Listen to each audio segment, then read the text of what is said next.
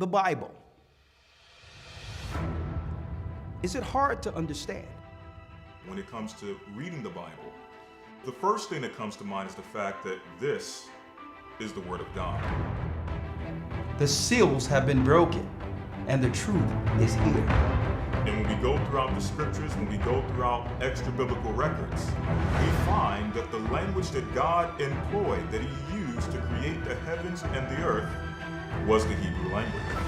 Christ said, I came for the lost sheep of the house of Israel. But yet no one, no religious leader, no religious church out there anywhere can now identify the 12 tribes of Israel. Can we? God is quite simple, but it seems as if man makes understanding Him hard. What are those mysteries? The truth of your book and the truth will make you free. The Hebrew and Bible Academy. You're invited.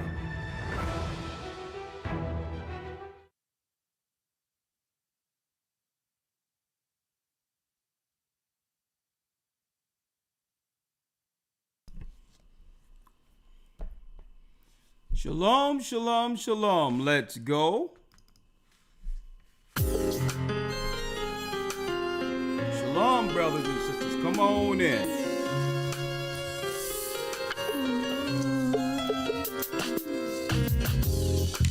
The East is where we're from. Blessings, blessings, blessings. The 12 tribes of Israel. In 721 BC,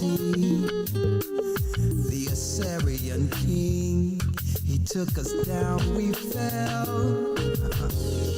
With the great escape, we went through the Euphrates. The Lord held the water still. Blessings, shalom, shalom. Come on in. To a land where no mankind dwelt, we went. The 12 tribes of Israel. That's who we be, Manasseh, the Cubans, Ephraim from Puerto Rico, and Valley from the Isles of Hawaii. The Lord is calling back Israel. Zebulon from Panama, the North American Indians, Calling back Israel. Simeon, the Dominicans, our highest gathering Israel. That's right, a highest gathering in Israel. I'm Elder Rawchaa of the Gathering of Christ Church here with our weekly podcast, okay, or blog talk, whatever you would like to call it. I'm going to get blog talk all set in the background because I really want to hear your take on what's going on in the earth right now, okay? Now, I'm going to set up blog talk in a couple of seconds. In the meantime, please hit the like button. Hit the like button for me, please. We're going into blog talk in about, 30 minutes, 40 minutes? And I want to hear your take on this, okay? Whether you've been born here in America or abroad, I sure would like to hear your take on this topic. And please hit the like button. Hit the like button for me, please. I'm setting up the blog talk right now to be set at 7:30. We're going to jump right in. The topic, permanently entrenched at the bottom. At the bottom is the topic. Do we care? Does anyone care? The systematic entrenchment is what I would like to talk about. All right. How do we get here and how to dig out of this hole? How to dig out of the hole? Permanently entrenched at the bottom. Wake up, Israel. Wake up. Wake up. All right, Blog Talk is all set. Hopefully it doesn't give us any issues this evening. You know, during an election year, I'll tell you, and during COVID also, during the pandemic, we were getting a lot of issues with our Blog Talk. But hopefully everything goes well here. All right, studio is in. Yes, we good. So in about 1 hour, we'll jump over to Blog Talk. Again, I'm Elder Rawchaa, the Gathering of Christ Church, here with our weekly conversation. Yeah, fully entrenched at the bottom will be our topic, okay? How you doing, Nina? Let me see my people up in here. Tony, how are you? Don? Amy, hi. All right, True Judah for Life. I like that name. Lanessa Terry, how are you? Yatazah Kazak Hebrew Harris. Hebrew Harris in the house. Erica. Yes. Michelle, how are you, Michelle? Angela Holloway. Okay, yeah, that sounds like a singer's name. Yes.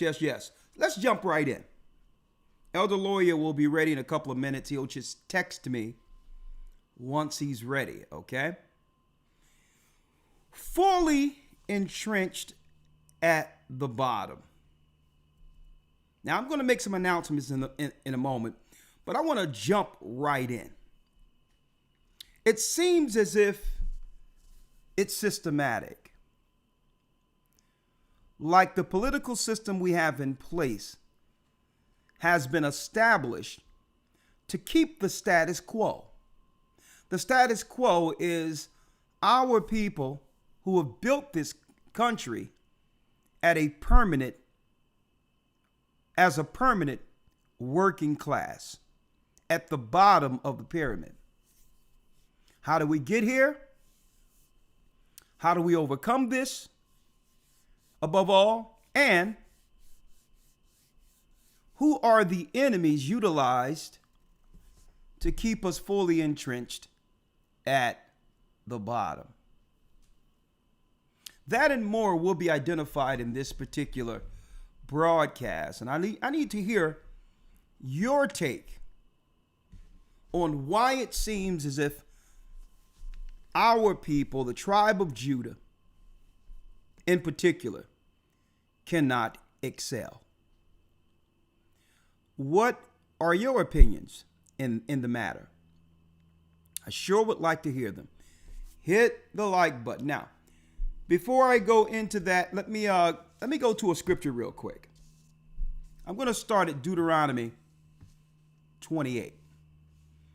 And then we're going to move to the political side of it, because for people that cannot grow beyond 15% of the population here in America in particular, they sure pay a lot of attention to us and are concerned on which way we'll vote every election cycle.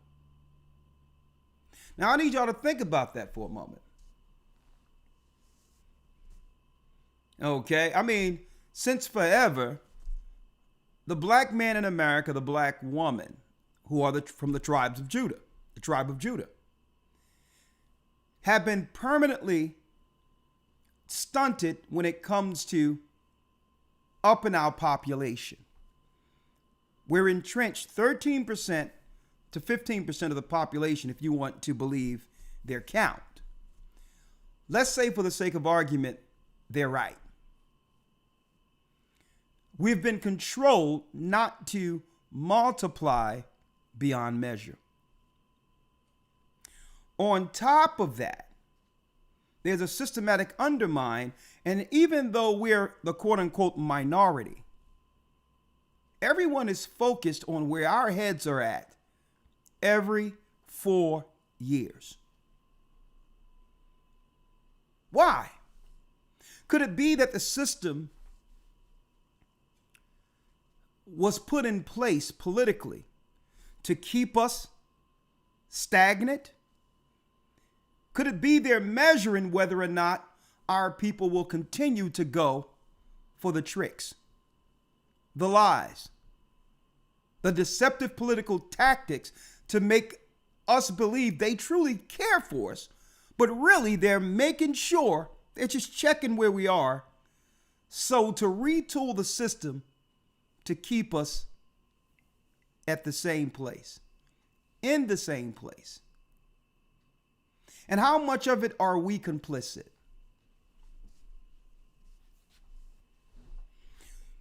Someone says, Joseph Judah says, I watch IUIC, but I am stumbled here. Well, if you're getting the knowledge of the Almighty and it's leading you towards the truth, go where you'll actually be fed. Go where you'll be fed, okay? And if you're stumbling with anything we're teaching, hey, 515-605-9327.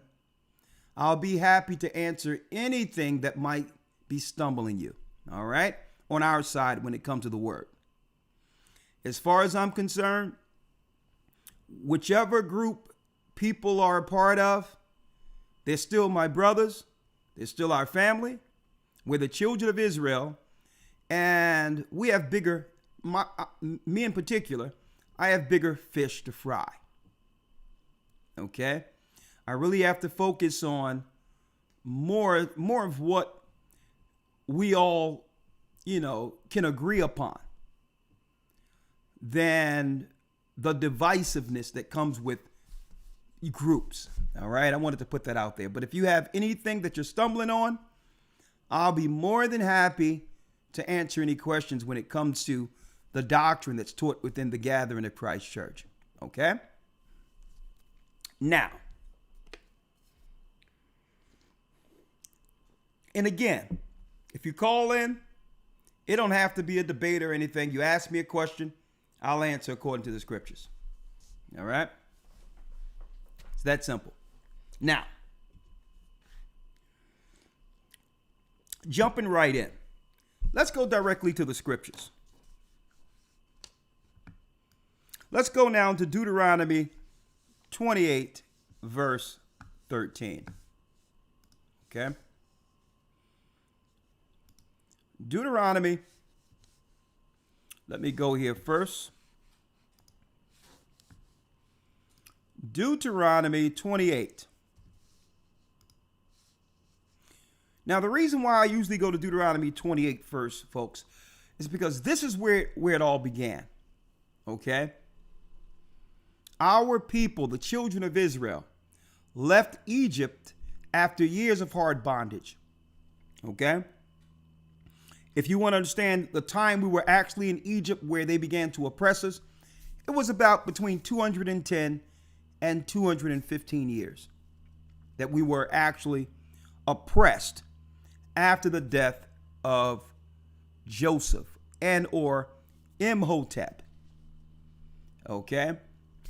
210 to 215 years we were oppressed while our people, Israel, the children of Israel, made Egypt great. Okay? It was our people where the Most High blessed Egypt for our sake during a 7-year famine. Okay? 7-year plenteous, 7-year famine. Our God gave us the insight on how to sustain the whole Mesopotamia area. And through that, the Pharaoh made Joseph second to the king. He ruled all of Egypt. The only way the Egyptians ruled during that time of Joseph was through the throne only. Any legislation, anything went out when it came to how to run a government, how to deal with outside alliances with other countries. It was all led by the 12 sons of Israel. And that's documented. It's not documented just in the Bible. Secular history confirms everything I'm saying. We began to rule the government, and then they politically moved us out of the way, okay, through deception after the death of Joseph. Now, eventually, one rose up by the name of Moses. Shaw. The Egyptians wanted to kill the children to thwart the prophecy of a prophet coming out of Israel that would one day rule all of the earth, including the Egyptians. So in fear of this prophet whom the sages warned pharaohs about, okay, they sought to kill our boys, okay, reproductive rights. Moses escapes as a child in a moat into Egypt, where he's raised as an Egyptian child. Eventually, the Most High would use this same boy to not only deal with cognitive planning through war to make Egypt even greater than it was before as an Egyptian prince. He eventually would come back to Egypt after an exile and lead our people out of Egypt. I like to go back to Deuteronomy 28 because in Deuteronomy 28, brothers and sisters, there's so much we can parallel between our rulership in Egypt, getting deceived politically by the Egyptians, only to have our God come through and deliver us from the hand of those satanic pagans. Eventually, we walked in the wilderness for a while and landed at Mount Sinai. We stayed at Mount Sinai where the 12 pillars are there today. There the Most High gave us the law. And this is where it all begins. The contract, the agreement. This is where the Most High tell us where we should be as a nation of people. What we should do to keep leadership and power over the earth and righteousness. So let's now go to Deuteronomy 28 real quick. When you go to Deuteronomy 28, here's the contract, the do's and the don'ts. Do us a favor, brothers and sisters. Please hit that like button. The do's and the don'ts. I'm going to go straight to 13. Now, this is where we're supposed to be as a people. Deuteronomy 28 and 13 reads, "And the Lord shall make thee the head and not the tail. And thou shalt be above only, and thou shalt not be beneath." So it was meant for our people to be the legislators, the trendsetters, and righteousness over the earth, where all the other nations, even pagans, would have to what? Fall in line, follow suit. In actuality, we are the Israelites. We are the Israelites. And Israelites, according to God, if following the commandments, are above all people on the earth. And that's not racist. That's just the way it is. The Most High didn't make people, or I would say in particular, the Most High didn't make it where he would have a separate understanding or nature of things when it comes to order than those on the earth. For example, on the earth, people have choices. On the earth, people have favorites. On the earth, there's a such thing as leaders and followers. And that's no different than in heaven. So to claim that the Most High would put something in us that he's incapable of being is absolutely ridiculous. That means he made man superior in certain areas, which we know is impossible. A man can choose, a man can have a favorite, and the Most High can't. See, they made us believe that it's wrong if the Most High has a chosen people. That's what they try. That's an asinine crap they try to teach us in these Christian churches. Oh, no, God loves everybody. Everybody's equal. That's a lie. Common sense. Let me tell you, observable reality tell you that that doesn't exist. There's a pecking order. And I don't care how much we try to ignore the fact that there's a pecking order. There has always been a pecking order where someone is on the top and someone's on the bottom. So don't let them try to sell you there's some equality and all this other crap when all people are ruling over you. That's nonsense. That's nonsense. The question to this is, if the Most High made us the head and not the tail, how did we become the tail? How did we fall to such a pass? And who's in position to keep us fully entrenched at the bottom? I believe every 4 years they checking the temperature to see whether or not our people have actually awakened from the spell, the delusion that keeps us here at the floor of the pyramid. That's why I love to go in Deuteronomy 28, because it spells out clearly how we got here. And thou shalt not be beneath. If that thou, listen, here's the condition. If that thou hearken unto the commandments of the Lord, thy God, which I command thee this day, to observe and do them. If we prefer God, family, nation, righteousness, if we detest and or come against all perversions, anything that would seek to separate the family,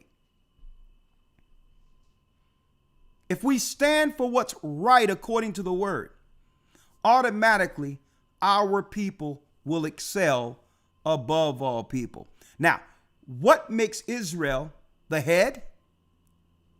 The law. Being a righteous, lawful people morally moves us above all races of people. Why? They weren't given the law. They weren't given the law, so they're not held to the same consequences for breaking them. The other nations aren't held to the same consequences because the law wasn't given to them. So this is what keeps us permanently entrenched at the bottom. Now let's talk about it. Let's talk about it. Every 4 years, like I said, they focus on us, even though we are a 13% minority. They're so concerned, 13 to 15% of what the black man and woman is thinking in America. Now, I'm going to lead you all to give your answer to why. Why are they so concerned? Why? Why are they so concerned with whether or not our people, black people in America, supports Kamala? Huh? That's one thing. Okay, Elder Lawya says he's ready. Let me call him in now because I'm about to get this thing cooking. We're going to get this thing cooking up in here. So let me call him in now so that there's no interruptions here. All right, let's see. All right, let me see. Yeah, that's good. That's good. All right. Excellent.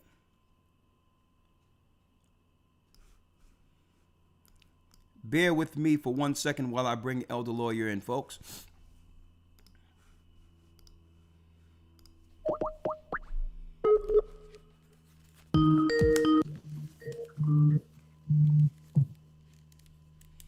Shalom, Elder Lawya. Hey, shalom, sir. All right, you sound good. Let me just give you a little bit more volume, and we'll be good to go.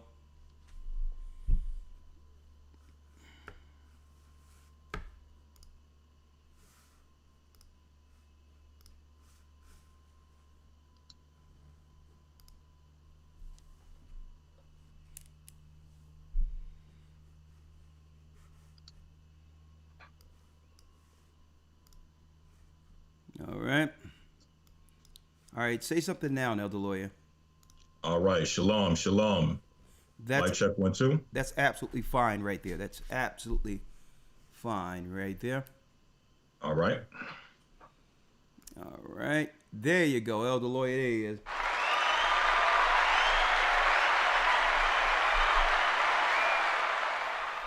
Shalom, brothers and sisters. Hit the like button. Now, as we go into this, why are we deeply entrenched, continually entrenched at the bottom? Okay, we're going to talk about this. Now, I'm going to also talk about how we're undermined. How we're undermined. I'm going to Jeremiah 2:14, Elder Lawya, real quick. Yes, sir.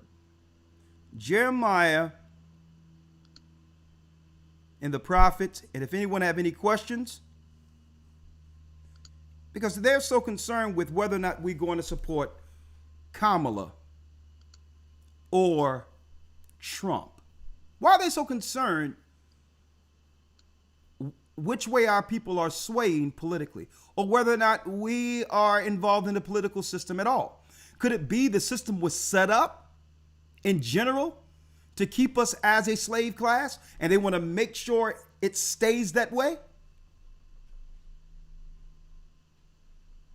I need y'all to really focus on that. Why care about only 13 and 15% of the population, and then they try to ignore it for 3.5 years? They'll just be talking about, Elder Lawya, black and brown people or minority. Right. They'll usually just use these vague terms when they're really indirectly talking about us. So when it comes to all the benefits with the black and brown thing, they try to throw it out there. But then when we get up to the election, they throw that black brown stuff out of the window when they see that our people aren't what? Going for it anymore. So now they're being specific. What is the black man thinking? What is the black woman thinking? And you know why? Mm-hmm. You know why? They understand the prophecy. And I'm going to talk about that in a moment. They want to see whether or not there's enough of us who understand how to get above or get out of the trench. And whether or not that resounding voice is moving others to the side of righteousness. And I'm going to tell you why that's a problem for them. The only reason the Gentiles are allowed to rule is due to the children of Israel continually sinning. Our sin disqualifies us from our what? Our intended position. So this is why they push us in a party and they push all this crazy stuff that they know is anti-Bible with us politically. They'll throw us in a bucket together and say, we're going to make sure everything that's against the Bible, we're going to look at the Bible, and everything the Bible says don't do, we'll legislate as something legal to be attached to them. Why? Again, they weren't given the law. We were. So there's consequences for our people breaking them. And by breaking them, we stay under a generational curse at the bottom. Y'all doing a great job with the like button. Elder Lawya, let's go to Jeremiah 2 real quick. Yes, sir. Let's go to Jeremiah 2. And I also have some news based on traveling that's out there that most people don't even know that's going on. Man, let me tell you, they are changing policy up under everyone's nose while they keeping people distracted with really frivolous conversations. But of course, I'm up on these prophecies, so anything they're trying to hide and not telling you, you're going to find out here. Let's go to Jeremiah 2 real quick, Elder Lawya. Yes, sir. Jeremiah 2:14. Let's read that. Is Israel a servant? Now, here's a question that the prophets have. Is Israel a servant? Is he a what? Is he a homeborn slave? Is he a homeborn slave? That means, were we born to serve other people? Do we believe in our minds, even though we don't say it, it's in our actions, that other people outside of us are just better, that they deserve more? And I know how crazy that sounds. No one would ever, what you talking about? I would never think that when it comes to our people, we the best. Well, hey, it's not panning out like that. Life dictates that we believe something different. It seems as if we don't want to accept that the programming that keeps us continually on the bottom as a homeborn slave.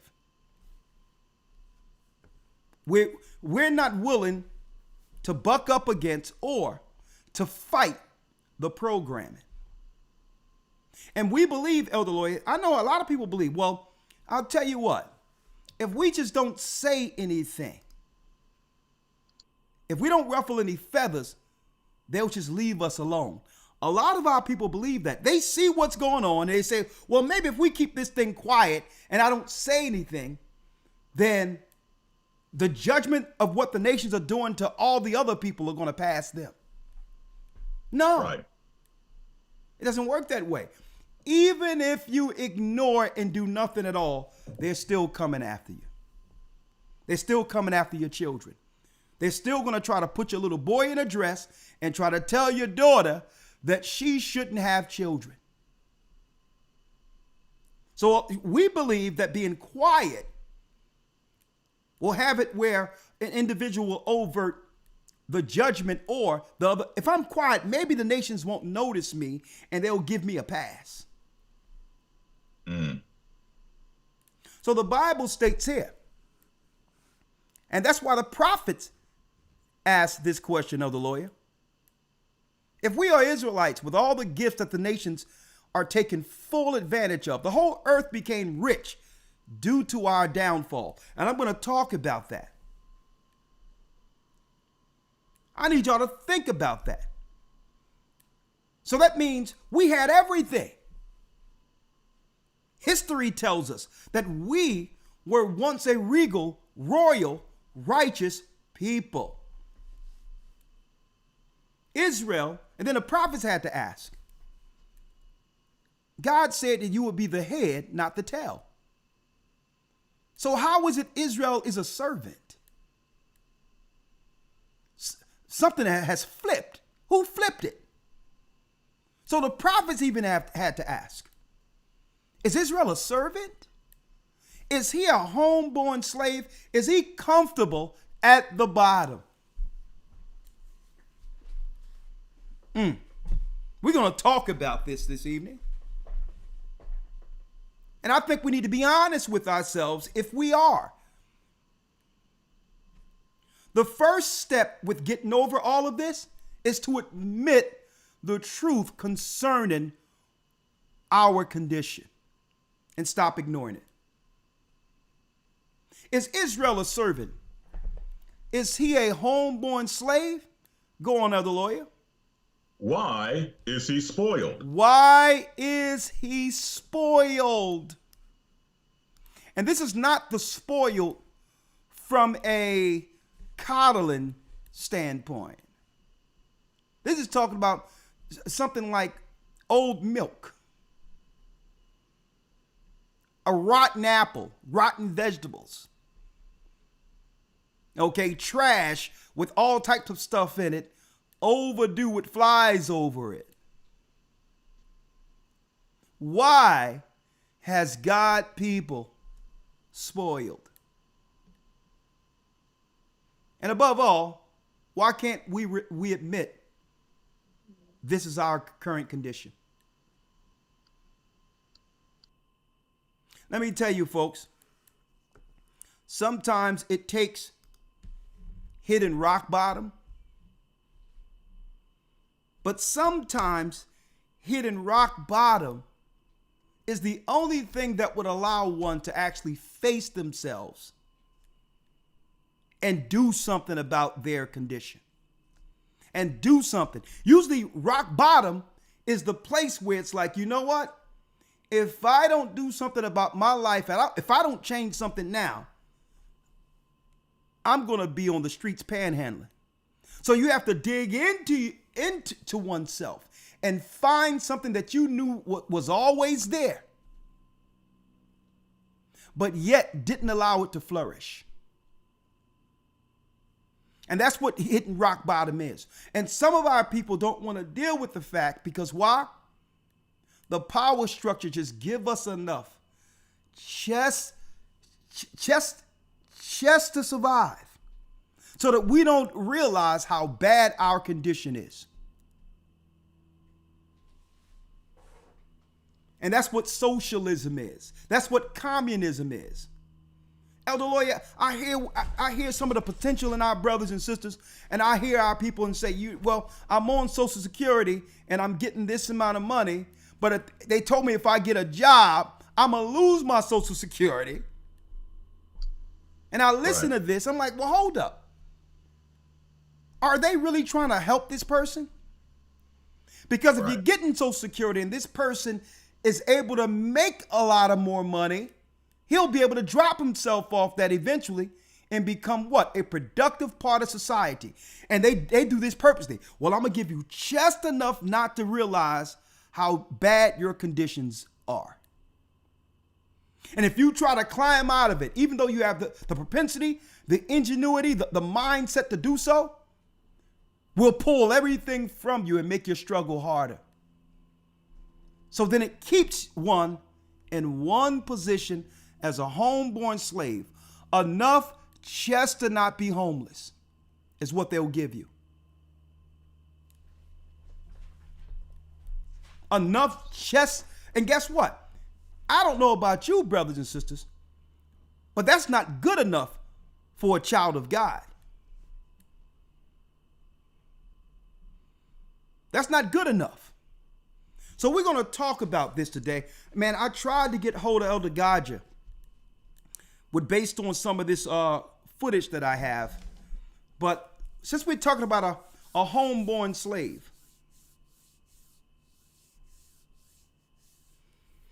since we're talking about this, and I'm going to come back to this scripture in a moment, Elder Lawya.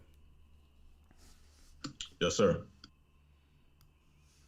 I wanted to know if what I'm about to see politically exists in other countries, predominantly black countries, be it Africa, West India, Haiti. When I'm about to roll it out, I want to know, and I want to hear Haitians out there, my Levite brothers. If I got some Dominican brothers and sisters out there, come on in. If we have Guyanians, come on in. Ghanaians, if you're from Africa, come on in, because I need to know if this dynamic that's going on in the United States actually exists where you are. Now, what am I saying? I'm going to show you what keeps us to some degree politically entrenched at the bottom, and our people really began to understand this. For years, we've ignored this. Is there any other place, Elder Lawya, where Israel rules, predominantly Judah, Benjamin, and Levi, where we can come in as Judah into their countries and dictate what's better for that country and their citizens? Does that exist at all? And if so, I need y'all to come in because I want to talk about this. I want to talk about this. I have a video queued up. Every 4 years, Elder Lawya, is Israel a servant? Is he a homeborn slave? Is the political system set up to keep us fully entrenched at the bottom? And are we complicit with this undermining undermining. I'm going to pull you up here, Elder Lawya. I need y'all to check this out. Every 4 years, the conversation, Elder Lawya, of reparations come up. You notice? It's ignored the majority of the time, but soon as the election cycle come up, the news circulations and others actually began to talk about what they knew was the conversation all along.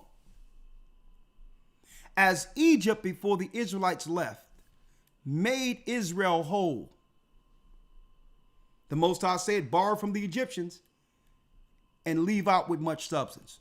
And it really wasn't borrowing, because if it wasn't for us, Egypt would not have become that rich or great of a nation.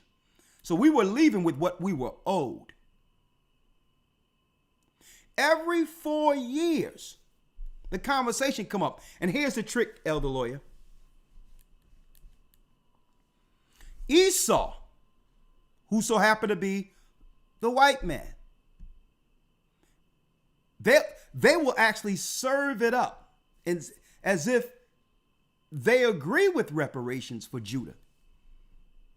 When I say Judah, the Negro in America built Wall Street, literally built it. Cotton fields, before that, tobacco fields. We were the work class that built the plantations that turned to corporations.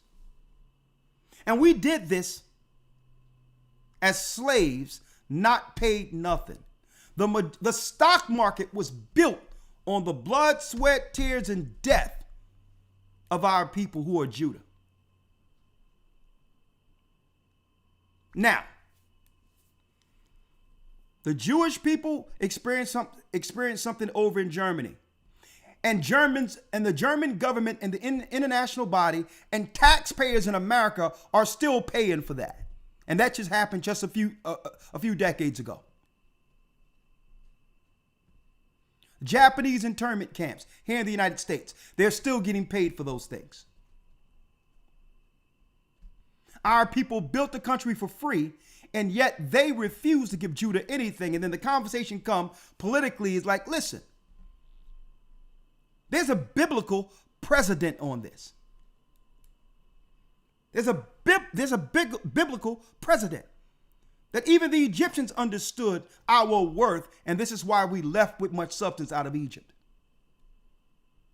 But Elder Lawya, every 4 years, the conversation come up, and even white people serve it up, and you would think that our people would agree. Fair use. And Elder Lawya, I'm going to put this on the screen. I'm going to put it through the speakers in the front so you can hear it at the same time, okay? Yes, sir. Let's hear this. And these are all Judites, black immigrants. In the Caribbean, and we didn't qualify for the American reparations. Well, here's the challenge. There are so many difficulties with trying to enact reparations, in part because the question is who gets them. Potentially, I could fall into that category. I honestly have called a pipe dream in the past, and I think that's what it is. Well, it would be nice if there was an now hold up. Simple now let me go back, solution. Elder Lawya. Now listen to her. Now this sister right here, she's on CNN. Matter of fact, she's on Fox speaking to the Megan girl. And she is from the Caribbean, East India.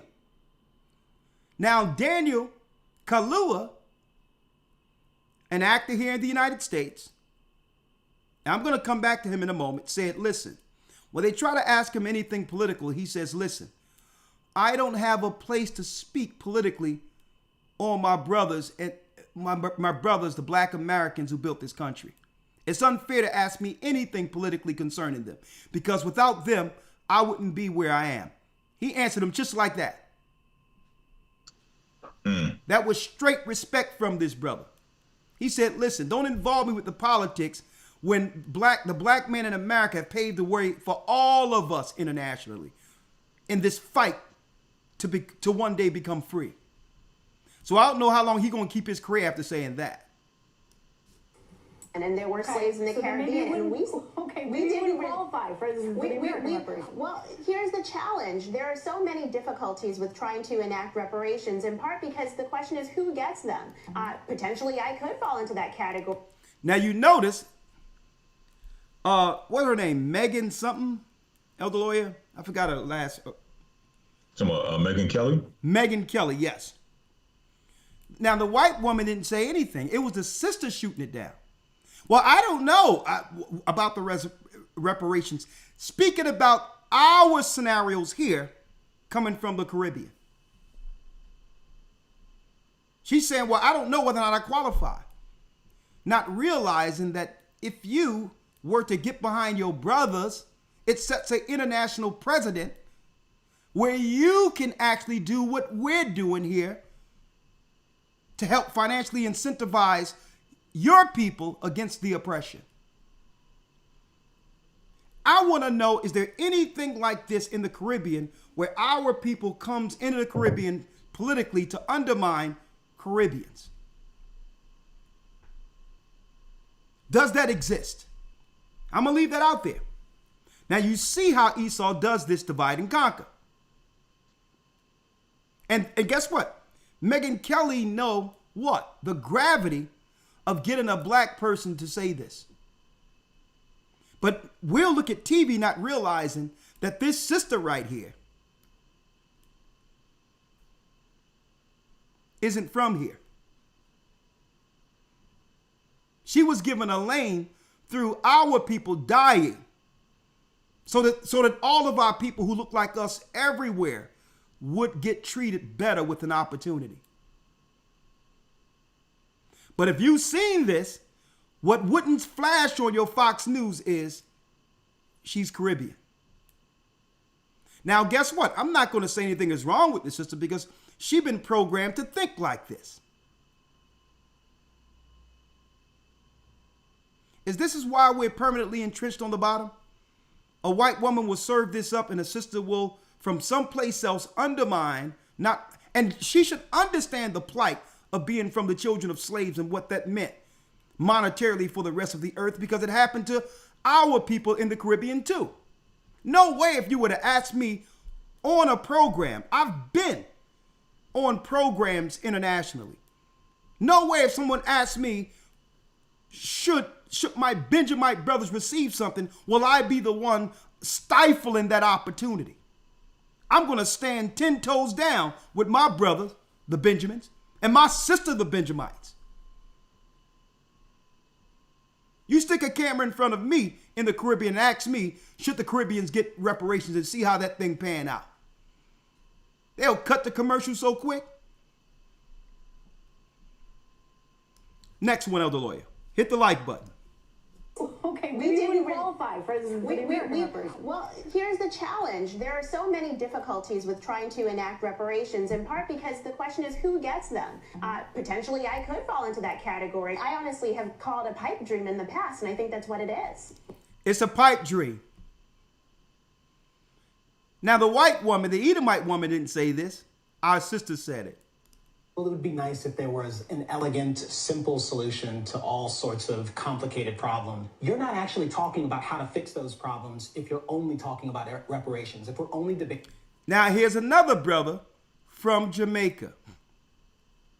Now, what I'm hearing is a tinge of softness also. That's another familiar thing that I'm seeing, where the soft men, the broken men, are now speaking for our people being from someplace else. There's a pattern here. The whole time, folks, when they've been pushing people on our news, these are people who would undermine their own people. These are the people politically where they come from, undermine their own. So they're using these people against us.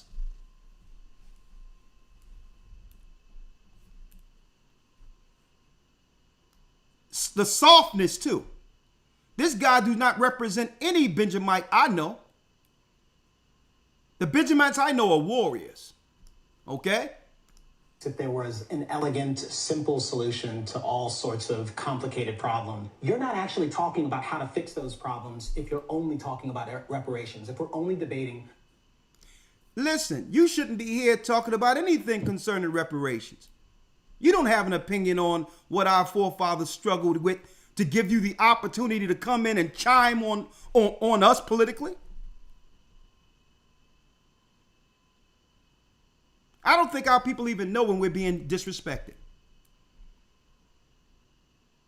And I'm going to tell you, can you imagine Elder Lawya, an Italian going into Ireland telling them how they need to run things and what they should receive? Right. Are you kidding me? And here it is, a Jamaican, knowing the impact of their voice and the power of media, would come to America, Elder Lawya. Now, mind you, the lane for them to come to America was through what we fought for in civil rights. We said, well, nah, we need to make sure that we level this thing off and have our brothers and sisters come over here with us so that we can become more than a 15% minority. We were saying come together so that we can join as Israelites or black people to become the majority to actually dictate things as one constituency. That's what we thought. That's when the Pan-African thing opened up and we was like, well, hold up. Let's all come together and now bolster our numbers against them. That's what we were doing it for. And now they got Saucy Santana's cousin from Jamaica over here talking about what?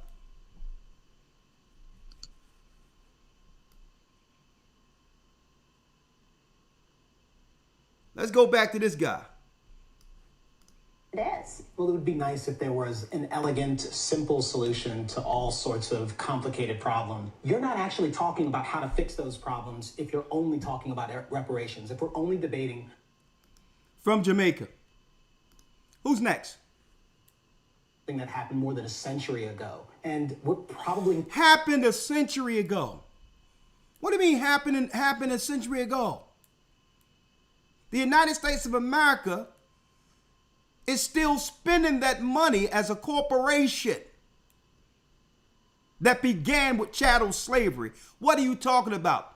The corporation that was established a century ago is still a superpower.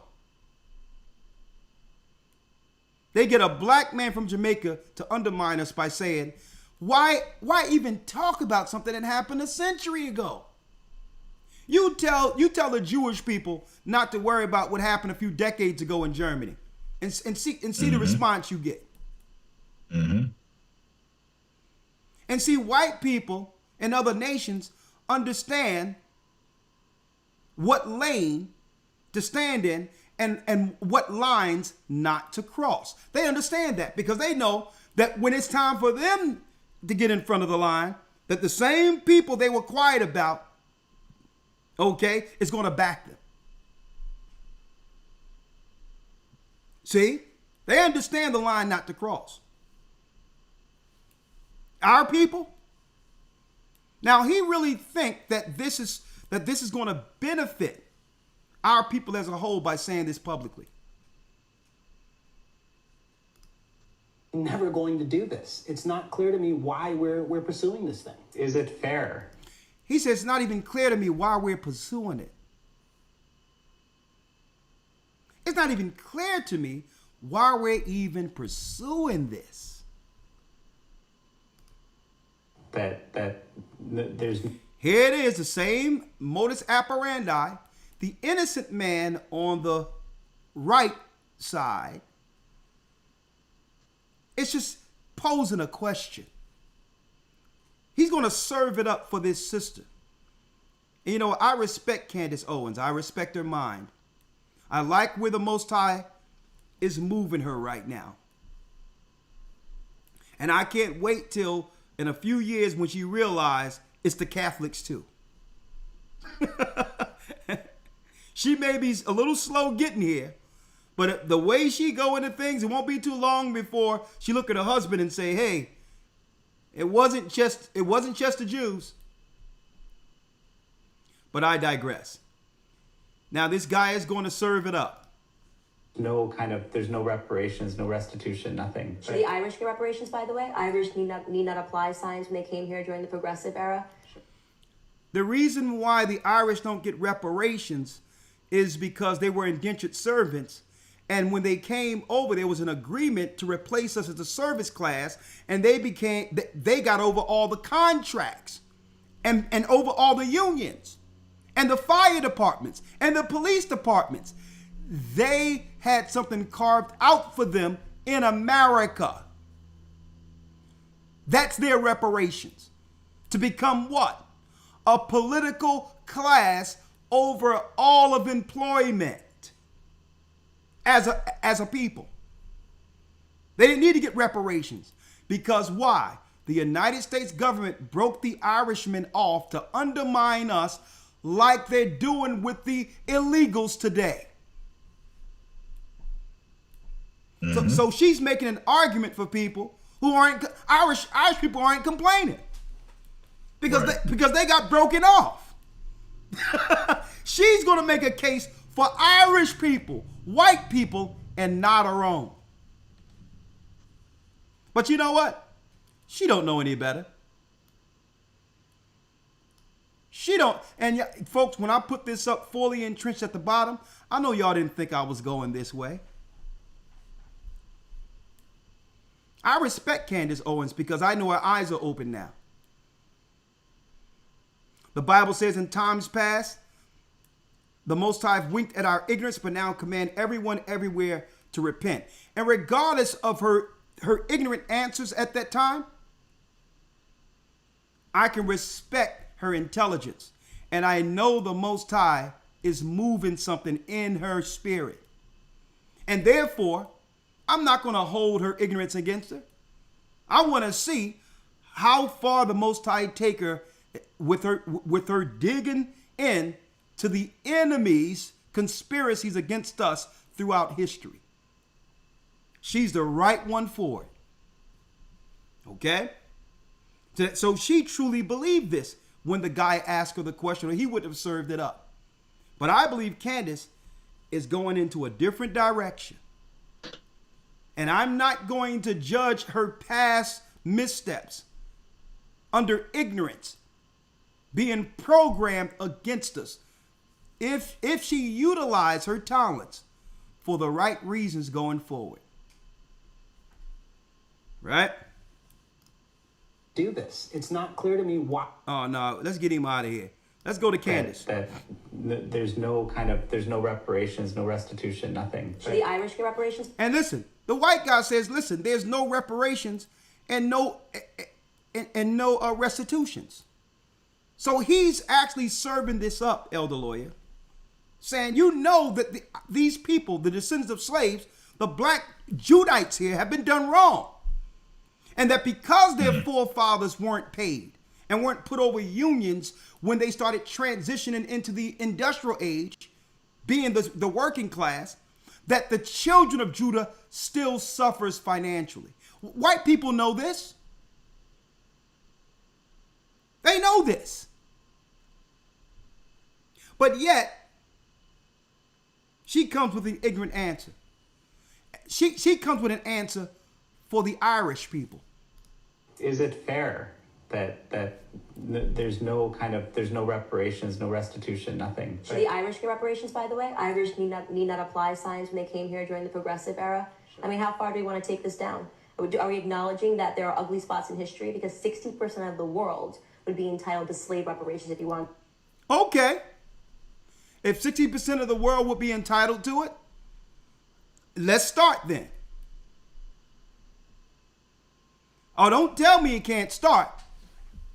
When between 4 years, billions of dollars were sent to the Ukrainians from the United States tax coffers, the Treasury.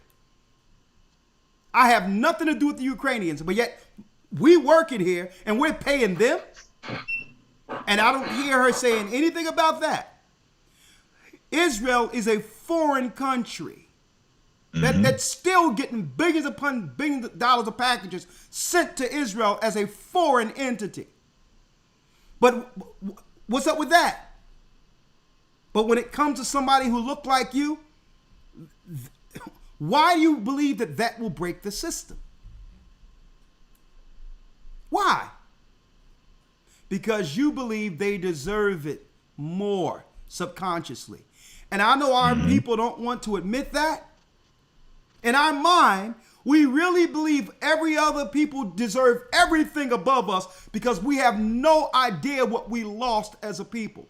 We have no idea who we are. Therefore, if you torture nothing, you'll believe that's all you deserve. Right. Subconsciously, this woman right here in all her intelligence, beautiful woman, believes that the others are better. And she's too proud to say it.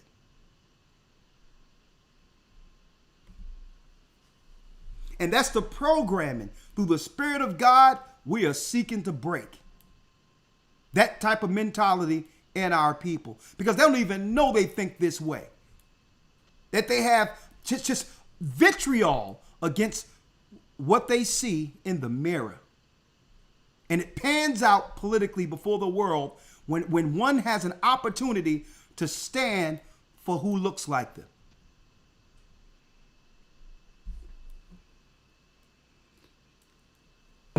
Yes, she's coming around. Hey, listen, this was years ago. So I'm going to give it a pass because this was years ago when he served it up. But I'll tell you this. He knew exactly what the answer would be so that now the white man isn't the issue, folks. You know why they put these people in front of us? To say, we're not your issue.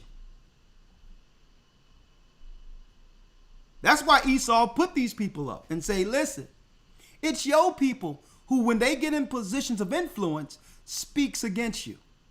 When they get behind closed doors politically, they vote against you. And guess what? It's calculating how they use other people who don't have the same experience being from this country. So it's really a weird dichotomy for them.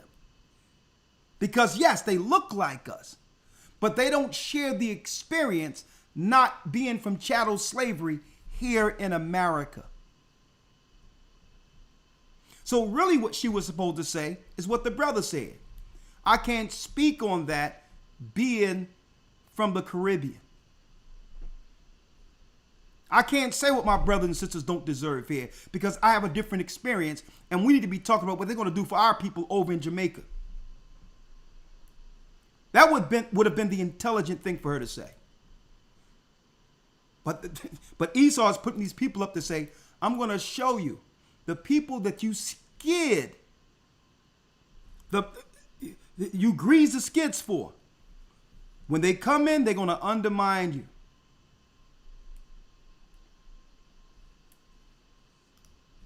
To play that game. Well, here's a fact. Slavery ended 154 years ago. It's been a long, long time since we had slavery in this country. And you have people like my family. He's from where? Black, but my family came to the United States in 1962. My parents are from Costa Rica. My family is from Costa Rica. Elder Lawya, are we seeing a pattern here? When it comes to the public voices that speaks for us? Yes, sir. Can I go to Costa Rica and tell the Costa Ricans what they can't get? Right. What they don't deserve, what they shouldn't get.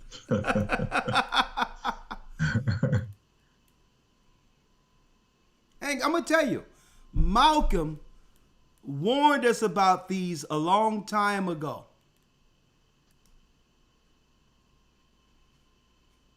Like, listen, if you're going to be from somewhere else, you got to get 10 toes down for us first. And that's one thing. People can say what they want to say about Farrakhan, about that thing that happened and how that friction happened, that infighting against Nation of Islam. Let me tell you, when Farrakhan came to the America, his voice stood for our people here first. That's right. Because he understood that what we went through, and he's well versed, well studied, to allow him to be in that position of power. Mm-hmm. Even Marcus Garvey. Marcus Garvey didn't become what he became from the Caribbean. It's when he came to the United States that he became the man. And he stood 10 toes down against the injustice.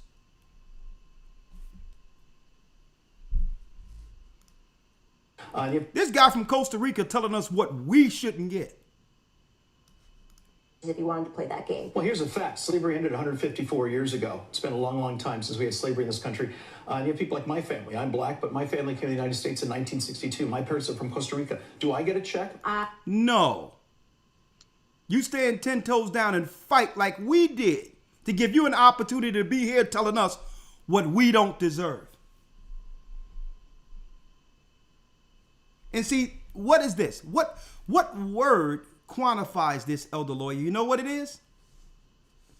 What's that? Unappreciative and dishonorable. Those two words jump out at me. Unappreciative, because you got the position based on the struggles our people did to allow you and your parents to come here in the 60s. Only to go to a university that's allowed through our struggle to open it up where we could go to other schools outside of black schools. Only to become educated to tell us what Judah doesn't deserve. The nerve of these people. And I'm glad we need to point these people out. This is what keeps us continually entrenched at the bottom. Because if these guys were out of the way, then the enemy would have to say it out of his mouth. And then guess what? We can have the conversation against the enemy instead of them using their sock puppets. So now Esau can say, listen, hey, we put it on the table, and it was people like you who knocked it down. Hey, we put it out there for you. Mm-hmm. Yep. A few more. Hit that like button. Y'all doing a great job. Great job, folks. Great conversation tonight. Next. I did a couple of essay contests that I actually won. And I won like NAACP AXO Award for this essay and something else. I can't remember. Nigerian. Came to America, got serious minority grants to study overseas off of the backs of our people.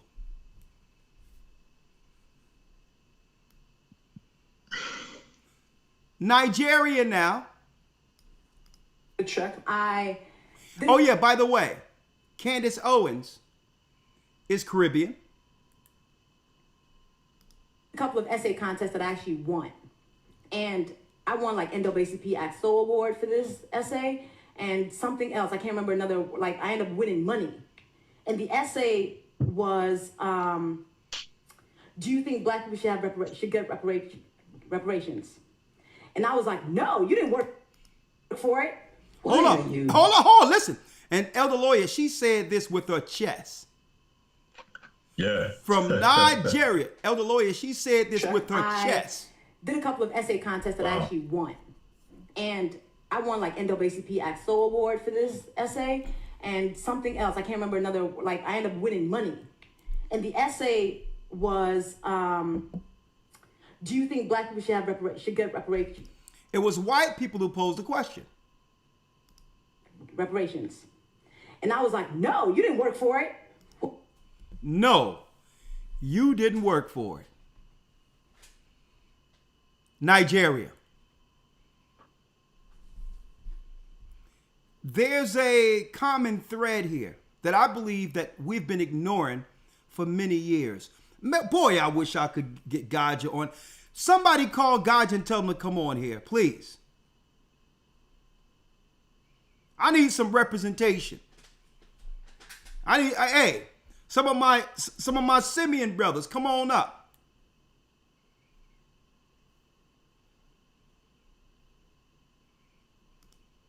What? Simeon, Haitian, Levi, come on up. Because I believe, you know what? Have Judah been this naive? Folks, they've been running this same game for decades. Putting people in front with the loudest voice that received opportunity based on Judah, only to have them what? Turn their backs to us. You want to know why Israel is fully entrenched at the bottom? Next. Why are you so against reparations? Valerie, it's a matter of a waste of time. We've got so much to do. This brother is from Panama. You will see him on most conservative channels. Zebulon, a Panamanian, folks.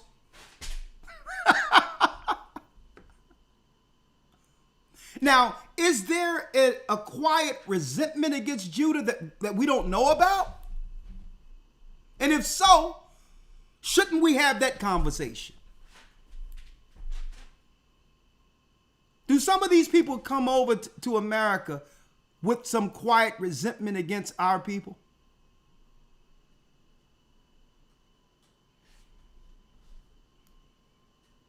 They're going to really have a problem with this broadcast tonight, Lawya, because let me tell you, because what we're doing is we're actually bringing up the silent conversations that everyone know exists but aren't willing to talk openly about this, about these issues that keeps us stagnant.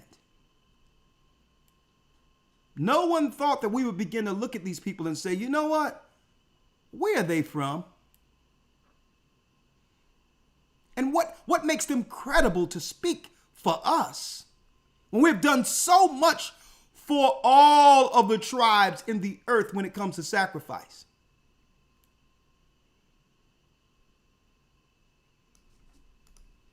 Why are you so against reparations? Valerie, it's a matter of a waste of time. We've got so much to do. And yet you have people who invest so much energy and attention on what I consider to be a dead-end idea, a dead-end movement. It's a waste of time, our brother Zebulon from Panama.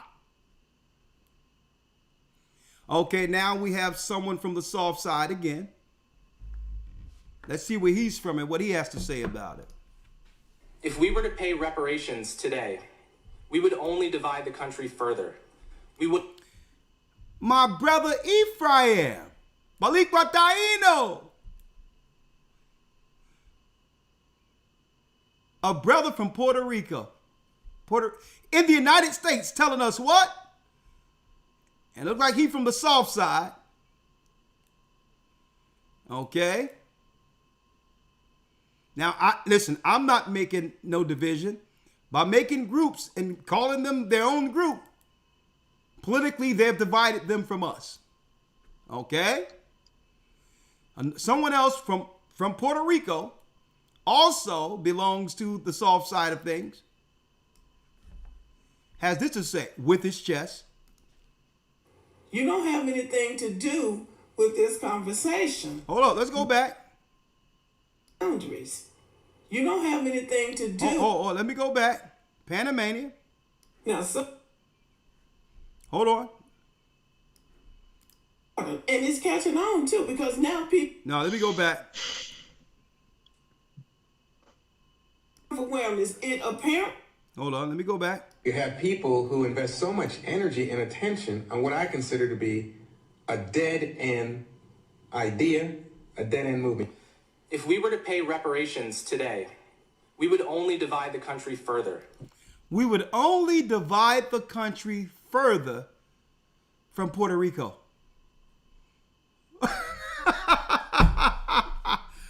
We would only, hold up, and billions upon billions of dollars were just given to illegals.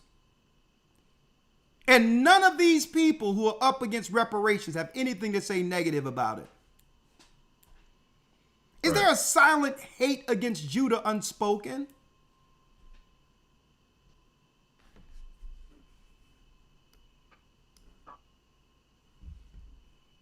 Okay.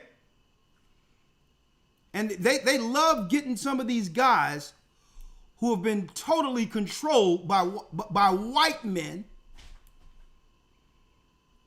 Okay. By totally controlled. I'm going to tell you, folks, a lot of these guys have been broken by white men. Literally. A dead-end movement. If we were to pay reparations today, we would only divide the country further. We would insult many black Americans. We would insult many black Americans. Look who's speaking for us, brothers and sisters. Now, when it comes politically, when it comes to politically or public, here's a representation for the Judite man right here. Here he is. You want to know who's representing the Judite man? He don't represent us. All right? I'm going to show y'all something here. And don't think this is a coincidence either. Don't think this is a coincidence either. This brother I said earlier, Elder Lawya, Daniel Kaluuya, he's from Africa. He was asked about reparations and stuff. And he said, well, listen, I don't think I'm qualified to speak in America on black political issues. You know they'll never put a mic in front of him no more. He's not going to undermine us. But they tried to do with him what they did with these other, these other usurpers. He says, I can't do that. I can't speak politically. Because he says these black Americans, I've studied them. They gave me the opportunity to become an actor. Okay, I could never disrespect politically what they've gone through here. But notice that when it comes to the future of, when it comes to influence and masculinity, they're no longer using black men within the country to become what they would call stars. They go into the outside of the country because they understand the influence that comes with media in Hollywood. And they understand the political voice that resonates through the world differently. Not to say that others doesn't have a strong voice politically, but Judah have been known for stirring the pot. Whether we're a basketball player, whether we're a football player, whether we're an actor, we understand the struggle and what it took for us to actually get anything out of a system that where the deck has been stacked against us. So instead of strong representation like this, like it used to be with Denzel, Wesley Snipes, and others, here's a representation for Judah now. And it goes back to what I was talking about, putting everything that they know God says is wrong in a party associated with Judah. This is the only organic representation we can get, and as a black man in America right now, and have any level of success and or notoriety. They will not incentivize a strong Judite in this time. You know why? Because they know we're living in the time of the awakening. There's not a strong black man alive in America who doesn't know or haven't even, or didn't at least think that there's a connection between us and those people who received the law in that Bible.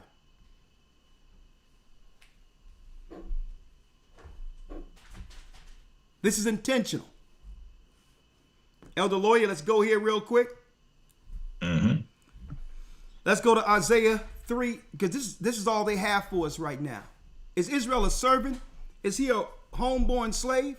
Why is he spoiled? The young lions roared upon him, and he yelled, and they made his land waste. His cities are burned without inhabitant. Now, Elder Lawya, go to Isaiah, the 3rd chapter real quick. Isaiah 3. And let's read the 12th verse.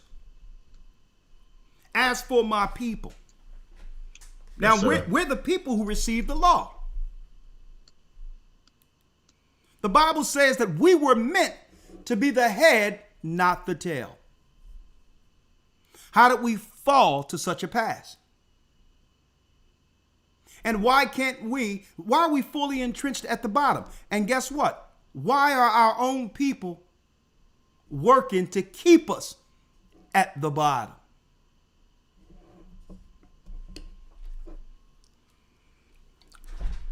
Thank you, Elder Dale. Isaiah 3 and 12. Let's read that. Yes, sir. As for my people, children are their oppressors. Children are their oppressors. Folks, they are intentionally silencing the strong black voice, especially the black man. So that now society, our society in particular, would be ran through the spirit of chaos and confusion. Children are their oppressors. Read. And women rule over them. And this is how you know it's talking about our people. There's no other race of people that can say that they are operating under this particular curse, where women represents their nation. When the Bible tells us, in a woman's glory and all of her power, she is still the weaker vessel in comparison to a man. It's not saying what a woman can or cannot do. A woman can achieve all types of heights and accomplishments, but she can never be a man. And that's why the Bible says what? Give honor to the woman as the weaker vessel. Understand her shortcomings, because she wasn't made to rule. She was made to help meet the ruler. And she'll always, in the earth, it doesn't matter what the world say, she'll always operate at a deficit when it comes to what? Being in power. And now they're going to try to roll out some East Indian who would never have a position of rulership over her own people in India, and throwing her in a pot with Judah and shaming Judah for not supporting it anymore, for not being undermined anymore, for not getting disrespected going forward.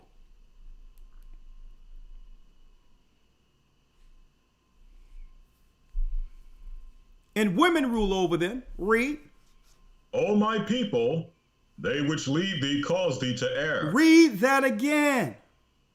O my people, they which lead thee cause thee to err. People who has influence in position of power are causing our people to err. You know why? Because they know what the conversation should be to heal all wounds. At least fiscally. The example is right now current with the immigrants Ukraine and Israel within the last 3 to 4 years. Billions upon billions of dollars being given to these people who are not us and didn't build this country. But yet they'll get on TV and whistle past the graveyard and ignore the obvious. That this system was set up to keep Judah at a permanent working class, or at the very least, impoverished. Begging. Like a crumb, asking the master to flick a crumb off the table. I'm going to tell you folks, politically, that's what the construct was set up for. They talking about a threat to democracy. Their democracy is what? Perpetual impoverished conditions for the tribe of Israel, and especially for the tribe of Judah. That's what democracy is to them. He's a threat to democracy. What democracy? The democracy to have a system in place that targets our children, that keeps us as a minority between 13 and 15%, to give our women the right to kill their own children.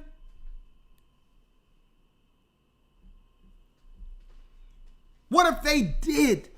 Elder Lawya, what if they decided to do what's right and gave our people reparations? Would it actually break the system like they say, like they claim it would? And you know what that answer is, Elder Lawya? Yes. Mm-hmm. And that's what they don't want to say. They don't want to say why. Why? They can give it to the Ukrainians. They can give it to other white people. They can give it to Jewish people in Israel, no matter what country they come from, even if they were the corporation and had family that have enslaved us. But what would happen if they give the people who are purposely entrenched on the bottom the reparations? You know what would happen? And they know it. We would take the money and rise above all people, like we did leaving Egypt. Right. You're going to have a few. You're going to have a few that's going to spend it on whatever, but the majority of our people are going to use this as seed and money to make sure they'll never look back and understand what poverty is. And what? Esau has always measured his power by how low he could bring Judah. This is why every 4 years they try to check the temperature politically on where we stand. Because they actually measure their power by how low the tribe of Judah sustains at the bottom. Why? Because Judah is not just trying to go along to get along. Judah is a lion. And Judah understands that it doesn't stop with this money here. It starts with incentivizing our people against the enemies they're using to press against us. They understand when we get it, that we're going to help all of our people. We're going to go to Africa with the money and set Africa. Even the people who spoke against us with these little parrots they have running around, these sock puppets, we'll go to Nigeria and help build them. We would go to Panama and say, brother, hey, sisters, doesn't matter. We're going to show you how to get what we got. And they know that's how Judah roll. Mm-hmm. We don't roll and just, let me tell you folks, not once when I went around the country or the world that I celebrate me being from America. I didn't have to do that because I'm Israel first. Okay? I don't care what other people think and what's on my passport. I'm Israel first. And in no way will I go someplace and undermine the struggle of my own people.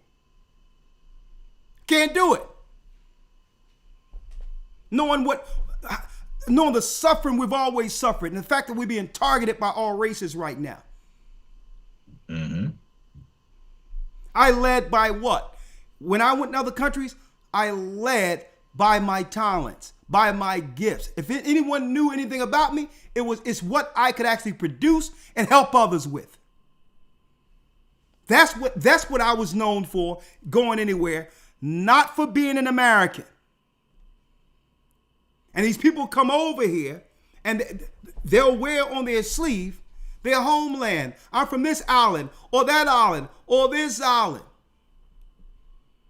And they'll use that to snub their nose at the brothers and sisters who have struggled here and gave them opportunity to have a public bullhorn to speak freely in this country like you couldn't where you came from.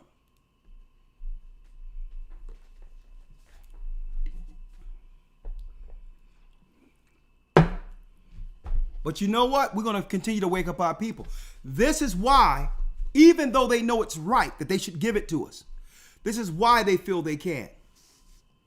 Elder Lawya, if you will, let's go to Romans 11th chapter. Is Israel a servant? Is he a homeborn slave? Amya says, I'm tired of this evil world. And you know what? Hey, that's good. That's good. The Most High is tired of it. Mm-hmm. That's good. The Bible says we can be angry, but sin not. Use that spirit constructively to wake up the people and usher in our King. That's right. Use it constructively. Okay? The more they come against us, the more truth I'll teach. Because that's how let me tell you, the weapons of our warfare are not carnal. That's how you take down a society. It's through ideas. You take down evil through truth. Because they are concealed in darkness and rule through lies. See?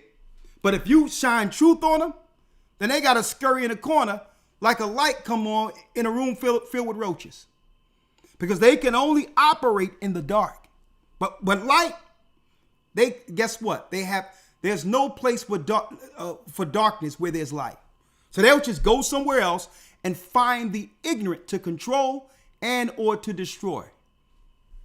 Because the light see them coming 1,000,000 miles away. Elder Lawya, a Roman 11 real quick. Let's hit him.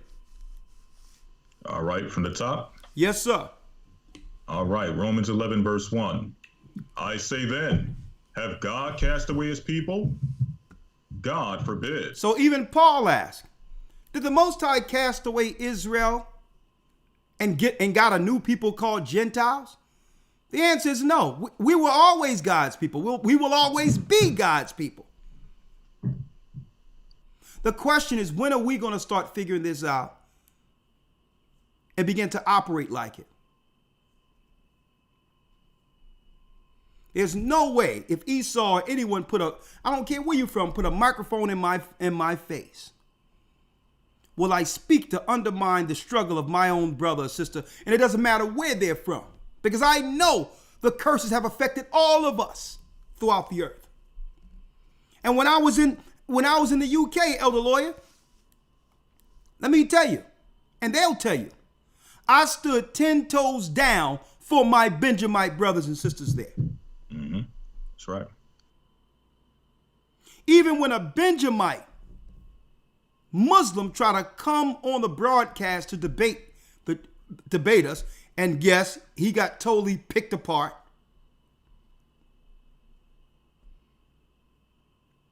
And I think, guess what? I think it was an eye-opening broadcast for that Benjamite Muslim that was there. Because what? Muslims, he was getting so taught, let me put it that way, during that broadcast on Peace FM, that East Indians with cabs park their car and knocked on Peace FM's door and came into the broadcast. And you know what they said? Between the break, before they came on, and God will tell you, they said, this man you're talking to doesn't represent Islam. Disrespected that man publicly, saying, you can't speak for us as a Muslim, being a black man who was actually coming against us. And we were exposing what? The fact that Islam is a slave religion. And you, brother, you shouldn't be debating us. You should be on a side with us. 1 second, sir. I'll be right back. Okay. That you should be on our side. The only reason those Arabs would come in and convert you is to what? Get a place to undermine you and your community eventually, politically. You'll go, Assalamu alaikum, Assalamu alaikum. Now they're moving into your neighborhoods, impregnating your children. Under black and brown, now they're taking all the money. Don't forget, it was the Benjamites who built England. The Arabs going to come in now and get all the finances that should be allocated for our Benjamites. And they can only do it under the guise of Islam. That was what? That was the back door they used to undermine our Benjamite brothers in England. And I looked at him. Y'all should have seen this broadcast, brothers and sisters. It was a shame. They came and looked at him like he was a speck of dirt and said, listen, this black guy, he ain't doing a good job here. He doesn't represent our Islam. He don't know anything about Muhammad. After this brother sat there and argued 2 hours upholding Islam. And I looked at the brother, I'm like, now you see? They're not for you. They'll use Islam to get next to you. They'll use Islam to get an opportunity to watch you and undermine you and take what belongs to you. Mm-hmm. But they can't do that if you uphold your Bible and become who you always were, an Israelite. I can pick Islam apart, every part of it. Arabs can't even uphold that religion because without us, there would be no Islam. We taught your prophet. Huh? And you know, when I was on a radio show, folks, I came with the books. I can tell you what Islam was before it was called Islam. It was Persian mythology. And I know you worship more gods than Allah. You have many gods y'all worship over there. Okay? It's nothing different, folks, than an Arabic Catholic religion. Same thing. So when you know you're Israel and got their history, listen, you can't come to me with a religion that I can actually give you the date on when it began. What are you talking about? Christ was already on the scene. Christ came, died, resurrected on the throne. The Old Testament was already intact. What can you bring me now? I got the Old and New Testament. You going to come with a book later? Are you kidding me? Y'all needed that to unite Arabs. We were fine without that.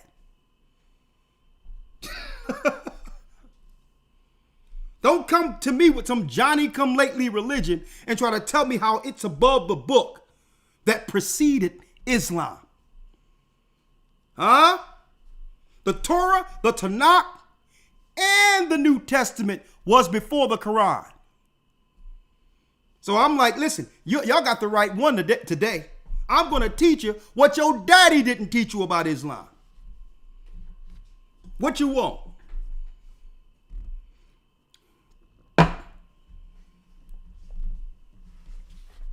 So the Arabs, they end up scurrying out there too. Because I thought they was going to come with some, with some real loaded guns and some history and all that. Some loaded history that they was going to give me the business. I'm like, okay. They told the brother, you get out of here because you really don't represent us. And I'm like, well, oh, you going to disrespect a brother like that who's standing 10 toes down for your people? It was like, nah, he don't know anything. And I looked at him, the brother. I'm like, so this is what you want?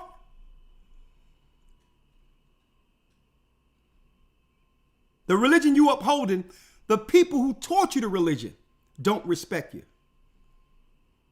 They said, get out of here so that they can. I'm like, listen, brother, you stay silent. Don't worry about it. I'll dust these Arabs off real quick. You just be quiet, brother. It's good. They're gonna represent it, and let's see what's happening within the next hour or so with them. Even though my brother came to fight against me with Islam, I still defended him as an Israelite.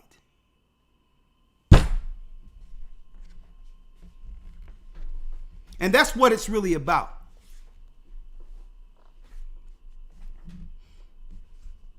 I remember when those clowns, the apologetics, after that James White debate, or before that and all that, how those clowns over there, they initially wanted me to speak and say something negative about another group. Hey, yeah, what do you think about the IUIC? And I'm like, listen, what I think about them are our business. Okay? I'm not getting on any of your broadcasts speaking ill or down on my brothers. Even if we don't see eye to eye, I'm not going to allow you to do that. You don't deserve that. You are beneath hearing anything that comes up between me and my brothers. Now, if you want to talk about doctrine or whatever the case is, I'm open for that. But you would never have me go on a white program with some satanic Jesuit apologetics and say something negative against any group out there that are stomping for our people.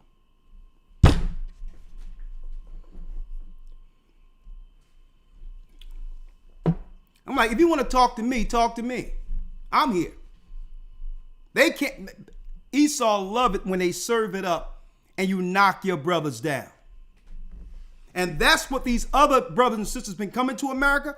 They've been doing for years.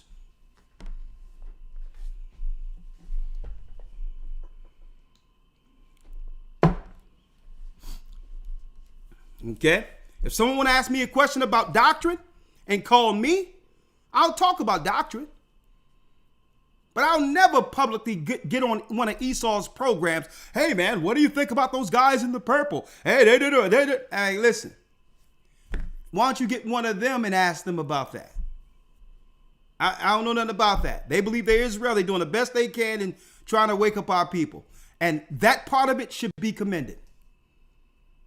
Okay? A matter of fact, you wouldn't have to complain about some people waking up people if your people would have told our people the truth. So don't get your panties in a bunch now and try to get us infighting against one another. Okay? If you would have told us the truth, you wouldn't have to worry about any groups out here saying what they're saying. Tell the truth. Same playbook over and over again, divide and conquer. I'm not going for it. Because why? If it's truth, guess what, folks? There's enough room for everybody who want to speak it. There's enough room for everybody to speak truth. That's what I'm about. Elder Lawya. Yes, sir. You back? Yes, sir, I'm here. All right. Have God cast away his people? Read. God forbid. No. For I am also an Israelite, of the seed of Abraham, of the tribe of Benjamin. God have not cast away his people which he foreknew. God have not cast away his people which he knew. See? They try to lie and claim we're done away with. But let me show you why they won't give us reparations, folks. Let's go down to the 11th verse, Elder Lawya. Yes, sir, verse 11. I say then, Have they stumbled that they should fall? Have they stumbled that they should fall? Read. God forbid. No. Read. But rather through their fall, salvation is come unto the Gentiles. Through Israel's fall, salvation came to the Gentiles to do what? For to provoke them to jealousy. To provoke Israelites to jealousy. Now, what would the Gentiles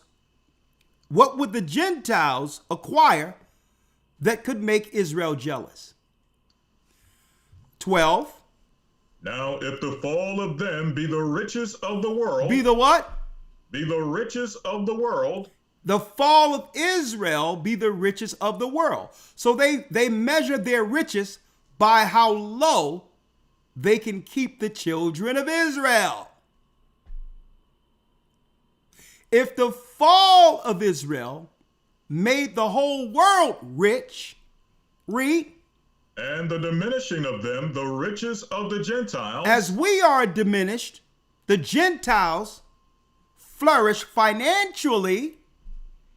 Now, all pastors everywhere looking at this New Testament should be able to see this and understand the geopolitical importance of this. This is where theology and politics come together. See, so preachers should look at this and say, man, that's deep. Each week I'm praying over these people. They come in, please, Pastor, pray over me. My rent is due. I'm about to get put out. Systematically from one pastor to the next, they die and pass the church to their son, and their son is still dealing with the same issues from generation to generation. Our people complaining about our condition. And now, it's through the Bible, we can begin to understand it. That there's a system in place that has us permanently entrenched at the bottom, and it's intentional. If the fall of Israel made all the other nations rich, read. It says here, now if the fall of them be the riches of the world, and the diminishing of them the riches of the Gentiles, how much more their fullness? How much more their fullness? Folks, they are systematically keeping us on the bottom to measure their power by. And this is why, even though they'll talk about it, they'll lie and claim, oh yeah, we'll study some reparations. They'll say, yeah, we'll study reparations. A matter of fact, first day, if it comes on my desk, if the bill come on my desk, I'll sign it. If it gets to your desk. Well, Kamala, you and Joe Biden is in position right now. You don't have to wait for it to get to your desk. Do an executive order. You did it for Ukraine.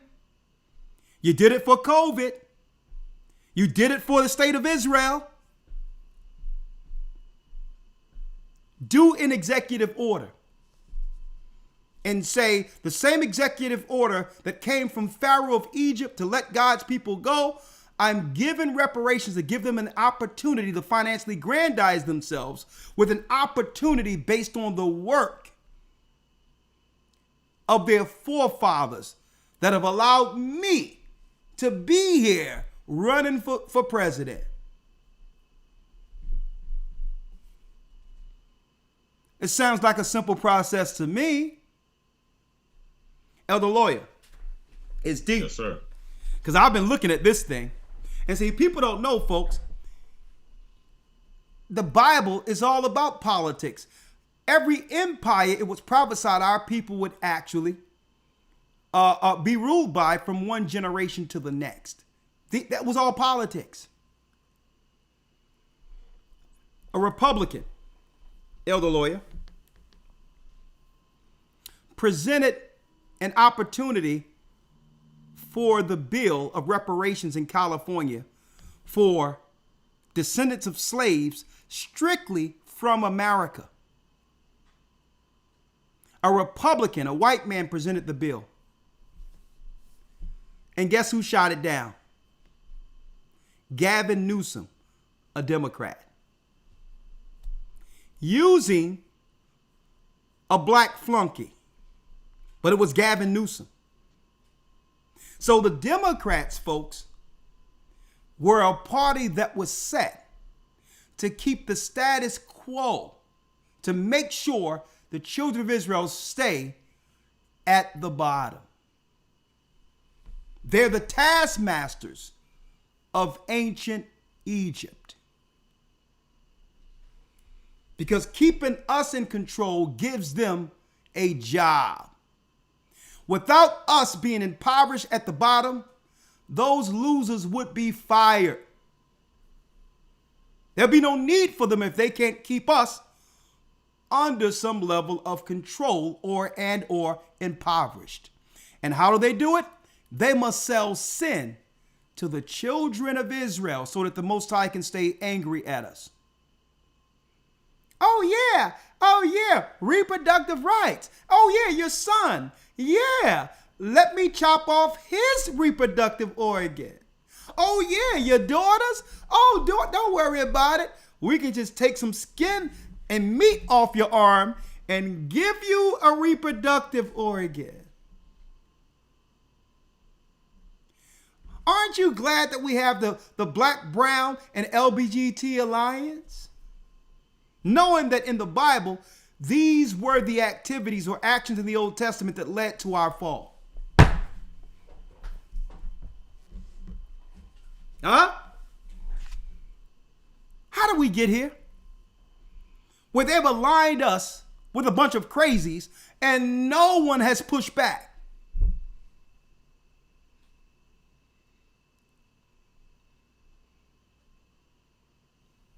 Fully entrenched at the bottom.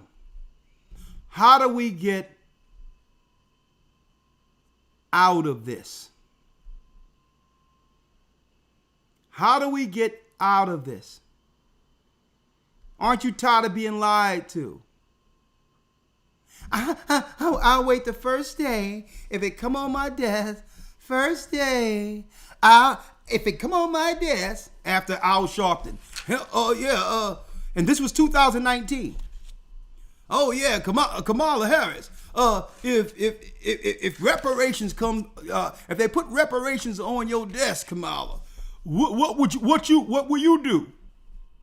What will you do, Kamala, if they put it on your desk? That's what old Reverend Al Sharpcut said in 2019. Oh yeah, well if the bill is passed on my desk, I'm gonna sign it. 2019. First day outside it. First day. You've been in position for almost 4 years. Sign it now. And you know why they won't sign it? Because that's not their position as Democrats. Their position is to always work to keep us at the bottom. During the industrial age, when it's time, when things started booming in cars and all that, what do? They opened up the borders for Irishmen, Italians, and Jews from over Europe to get all of those positions that we were qualified to handle. See? Same thing. Every time we begin to crawl out of this little trench where we've been placed in, they're sitting back and saying, okay, I see the margins financially are getting raised for black people. Even years ago, the demo nuts was sitting there looking at Elder Lawya, how the economy was going under Trump, and how many black men and black women became entrepreneurs and actually began to make money beyond the poverty line. Okay, so how are we going to sell this and beat this economy in an election season? Oh, the world magically caught a cold. And if everything's shut down, now we can look at all these jobs that was lost and how bad it was so that we can have something to run on. Because what? our people were making advancements beyond the poverty line, and they couldn't have that, because if we begin to make more money, then we can have more children, and now we don't have to make a choice not to get rid of our children. Why? Because we'll be able to afford them, which is contrary to what they're trying to do against us. With money, we can afford to have children. So the abortion rate will go down.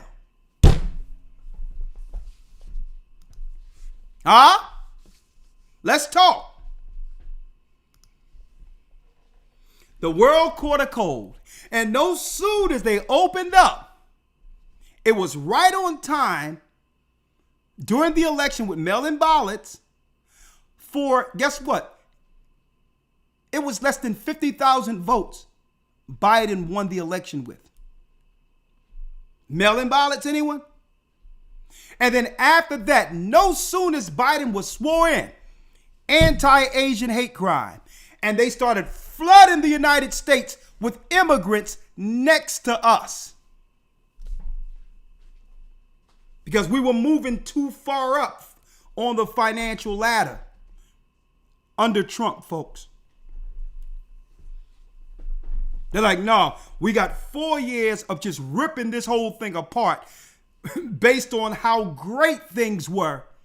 And black people, Judah in general, was rising out of poverty. Let's talk. The Bible says through our fall, they all get rich. So anytime we rise economically, it scares them. Because why? It's out of their control. They fear what we'll do when it comes to the money. And I'm not talking about anything wrong. Right. They fear us doing what's right with the money. And now, if you're not impoverished, you're not making sinful choices to survive. That's right. See? If you got money, now you're not worried and you're not out getting alcohol and drugs to cover your current state. You're operating with a sound mind, and you have something to leave your children who can now do what? Rival the enemy that's at the door financially against you.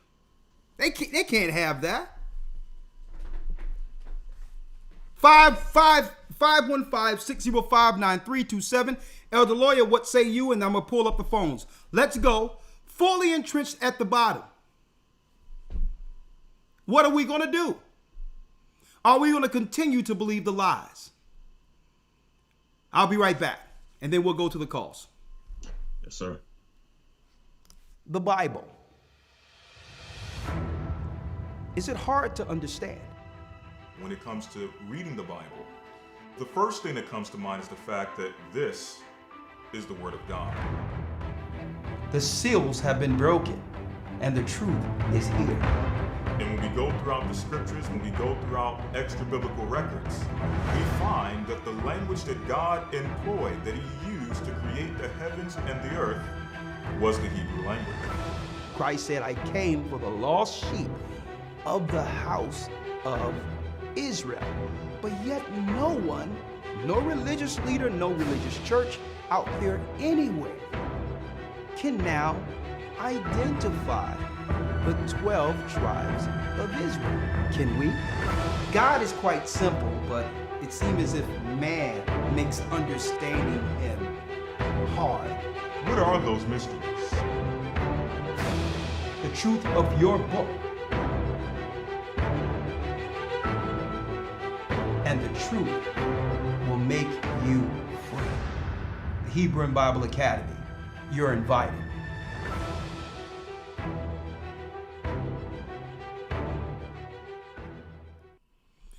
Thank you, brothers and sisters. And yes, week 6, Elder, of the Hebrew and Bible Academy is coming up. Well, we're halfway through, correct? Yes, sir, we are. And we're going into Islam Exposed. Islam Exposed this coming Sunday. You don't want to miss it. Week 7, we're going to have another conversation where I'm going to have many people on through Zoom, and we're going to talk about the issues between man and woman and whether or not we're willing to become accountable to our part in partaking in the partaking of the fruit of good and evil. Are we willing to give a self-accountability on how we're here with families fully separated? Okay? Week 7 of our Hebrew Bible Academy, we're going to talk about this roundtable discussion. All right? But this week, Islam exposed. If you wish to be a part of this, go to historytimes.org to enroll, and we'll make sure you get all the past lessons, and you'll be in for our one-on-ones that we're going to have in this. And we do have a lot of gifts to send for the second part. So be a part of it. historytimes.org. Also, I wanted to talk about that if you sent cash apps for the last couple of days, there was a reoccurring issue because I think when a lot of information was put out there, others are trying, East Indians and these other people probably up from other countries, scammers, are trying to send us cash apps to pay them using other people's pictures and all that. So we had to straighten all that out. Everything is fine now. You know, there's no hack or anything, but if you do send, everything is fine now because we straightened things out in the back. All right. You have scammers in America, probably from overseas, seeking to scam, right? Using other people's pictures and all that by saying, pay, give me this pay. No. Okay. So if something happened where you paid a couple of days ago and it was rejected, you can resend it now that everything has been straightened out, okay? All right. So let's talk about it, Elder Lawya. Historytimes.org. What say you? Fully entrenched at the bottom before I open up the lines. Yes, sir. Well, before I give my 2 cents, I just want to put something on the table in regards to this coming academy or this upcoming week of the academy, based on what you were mentioning earlier about what occurred in the UK. Yeah. When the guys came up, the Pakistanis came and said that this black man, who is probably himself a devout Muslim, is not a representative of Islam. It cannot speak for Islam. What do you think about touching on the racism and the prejudice within Islam? Let's do that. That's an angle we never dealt with. The racism within the theology of Islam. Is there racism within the actual doctrine? Right. Let's do it. Yes, sir. Let's do it. Yes, sir. All right, let's do it, young man. We never tackled it from that aspect fully.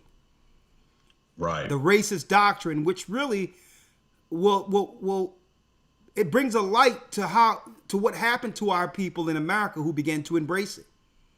Mm-hmm. Right? Have we become better in our community since Islam blew up within the black community, or worse?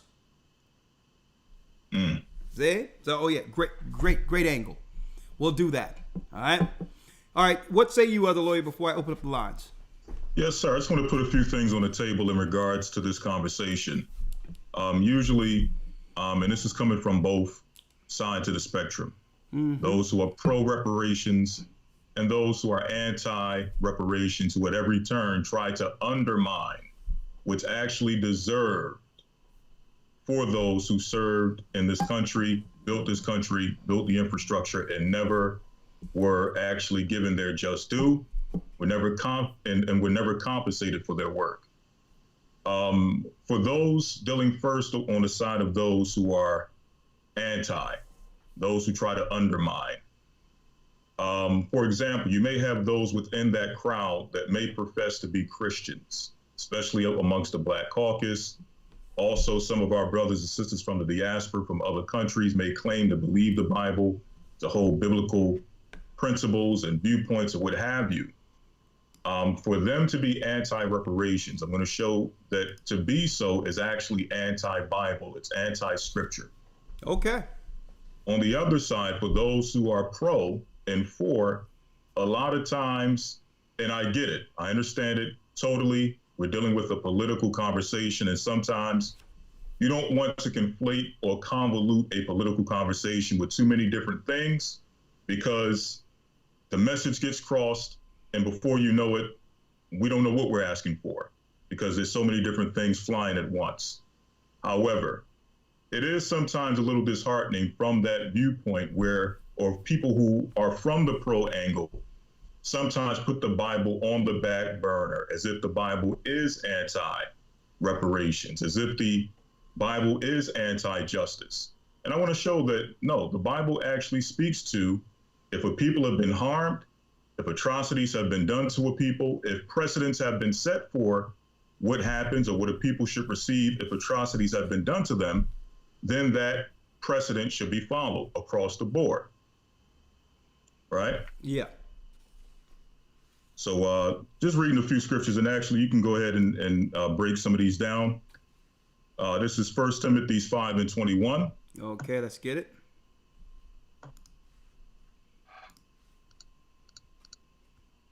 First Timothy 5:21. I have it here. All right, 1 Timothy 5:21. It says here, I charge thee before God and the Lord Jesus Christ, or Yeshua Mashiach, and the elect angels, that thou observe these things without preferring one before another, doing nothing by partiality. So what does this have to do with this topic or this conversation of reparations? Well, first and foremost, we have to understand what partiality is. Partiality is setting a precedent or doing something for one person or one group of people, and that precedent that you set, for whatever reason, doesn't apply to another set of people or another group of people. So we're talking about precedents. The precedents have already been set for what happens when a nation has been hurt, when pain has been done to a particular nation, or atrocities have been committed against a nation, what that people should receive in order to be compensated, in order to be restored, in order to be repaired. We have examples. You got the Jewish people in the Holocaust. You got the Japanese people in the internment camps, and you have many other examples of what happens to a people when they have gone through atrocities, and those people need to be either compensated or restored or repaired for what has been done to them. So the Bible says, do nothing by partiality.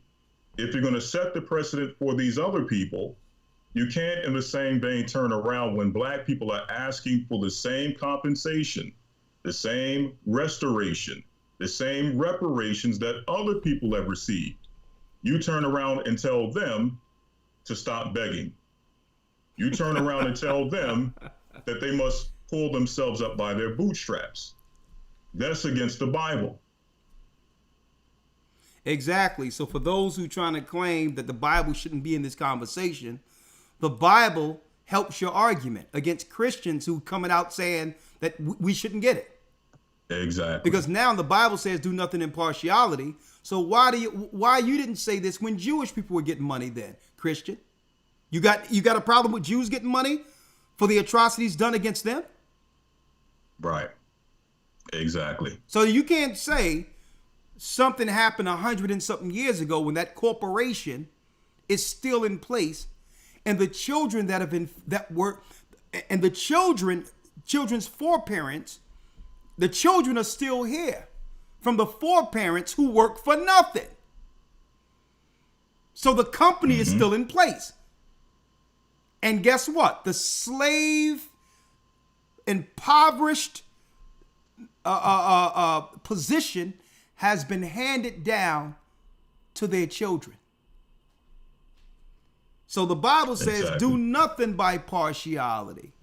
So if it's good for the Jewish people, it's good for us. If it's good for other people, asylum seekers and all that, listen, we've been strangers since 70 AD, wanderers in the earth. There's no Let me tell you, there's no greater asylum seekers than the children of Israel. Exactly. Okay, so don't come to me with this asylum seeker thing when the Bible tell you that we've been wanderers in the earth ever since we lost Zion.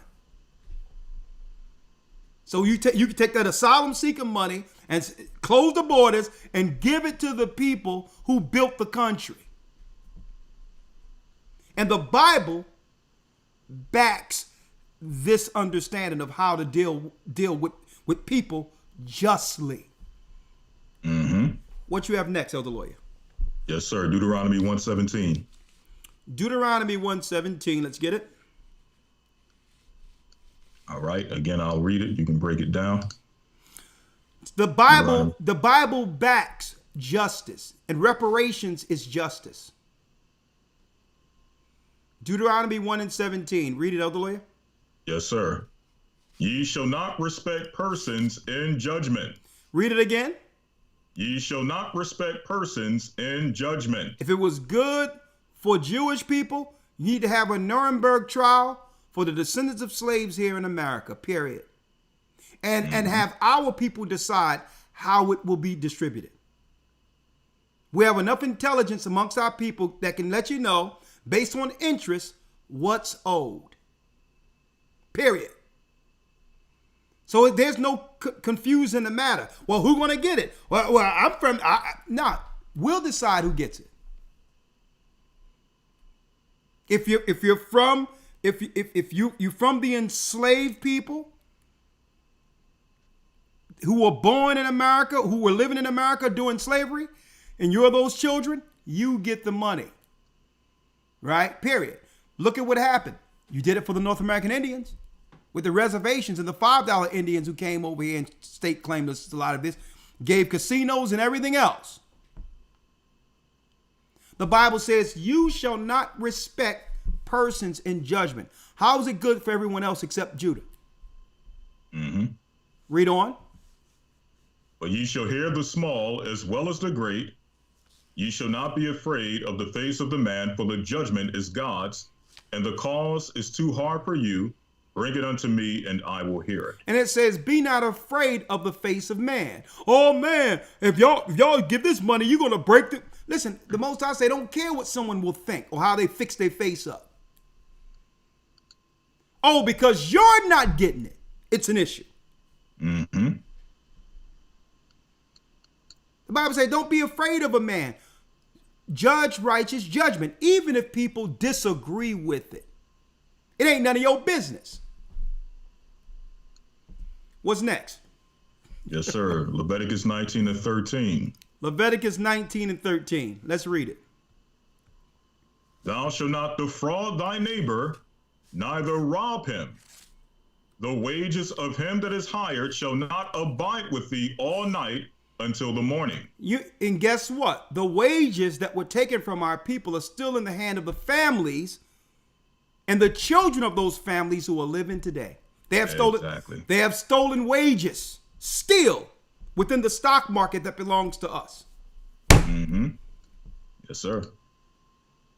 The same families still exist. I don't care if they change their names or switch their plantation to a corporation. That money is still floating around in the earth, and it belongs to those who worked. Thou shalt not defraud thy neighbor. And I know Jewish people don't have any problem with this because they believe in Torah, don't they? Thou shalt not defraud thy neighbor, neither rob him. The wages of him that is hired shall not abide with thee all night until the morning.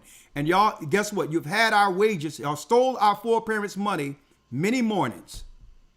Without it, ill-gotten gains that have not been what? Given to its rightful owners. So you can use the Bible for reparations because the Bible is for justice. That's right. So if a pastor is against reparations, that pastor is anti-God, anti-Bible, anti-justice. And they're saying the plight of Jewish people and others is greater than ours. is greater than our plight. And that they deserve to be indemnified above our people. That's what you're saying. What's next, Elder Lawyer? Yes, sir. Last one, James 5:4. James 5, verse 4. And I still need to know, could we go into other people's country and speak publicly, politically, against the interests of those people? Could I go into the Dominican Republic and tell Dominicans what they can't get? Or Haiti what they can't get? Or Africa or Nigeria and tell them, by the way, I'm running for election and I'm going to say publicly what y'all can't get? Are we allowed to do that? And if not, what makes them think, what give them the hubris to do that against us? Mm-hmm. James what? Chapter 5, verse number 4. James 5, verse 4. And we're going to have an early night tonight because I want this to set on people without it being, without us going too long. I really would like this to set in the minds of people so they can focus on where we are politically in the earth. And now with these scriptures and this conversation, we can call the evil system in its place to task. You can no longer hide behind your lies. You can no longer kick the can down the road, claiming you truly care for us. We are exposing the whole system as hypocrites. Mm-hmm. James, what, Elder Lawyer? James 5 and 4. Let me get it here. James 5, verse 4. Read it. Behold, the hire of the laborers who have reaped down your fields, which is of you kept back by fraud. And they kept back everything that belonged to us by fraud. Read. Crieth. And the cries of them which have reaped are entered into the ears of the Lord of Sabaoth. The Most High hear the cries of those from generation to generation that have been made impoverished, where the other nations have financially emboldened themselves against the children of Israel. The Most High hear the prayers of our suffering. Mm-hmm. So the whole deal is, hey, the more you press upon us, the more destruction or curse will come upon your children. And that's the Bible. So when you hand over what you took through fraud to your children, the curse or the judgment falls off of you onto them. That's just how it is. So all this, man, I don't know how we're going to pay it. Listen, you pay your taxes. The government gives out the money. Don't worry about it. Okay, so whatever you stole is in the United States Treasury. That's how it is. So the Bible says, the hire of the laborers have reaped down your fields, which is of you kept back by fraud. Crieth. Mm-hmm. And our people are suffering. All that pull people up by the bootstraps and do this. Why? You know they can't do this when you're pressing illegal immigrants on top of an already impoverished people. You know where this goes. They are systematically trying to utterly decimate our people in plain sight without saying anything. Folks, you're not going to urinate on us and tell us it's raining. We ain't going for it no more. Behold, the hire of the laborers who have reaped down your fields, which is of you kept back by fraud. We cry. And the cries of them which have reaped are entered into the ears of the Lord of Sabaoth. You thieves. We even know why you got R. Kelly locked up. It have nothing to do with what R. Kelly did. He does nothing different than what you all do in those circles. You don't want his children to have access to his catalog. Because you know when R. Kelly no longer exists, that catalog will be worth billions and his children will become billionaires. That's your issue. Your issue because, hey, charge R. Kelly, but make sure all of his riches in his catalog go to his children. I bet you it doesn't. Mm-hmm. That's right. I bet you it doesn't. And no soon as an artist has peaked out, next thing you know, there's videos out slandering that person so that they can begin to pillage all that money so that there's nothing left for that man or woman's children. That's what it's about. So the generational wealth isn't passed down, and it goes to the children of people who didn't work for it. That's fraud. You're making other people's children multi-billionaires off the backs of our people, and no one is saying anything. Mm-hmm. Let's go to the 5th verse, Elder Lawya. Yes, sir. I got one more if you don't mind after that. Go ahead. All right, James 5:5. Ye have lived in pleasure on the earth and been wanton.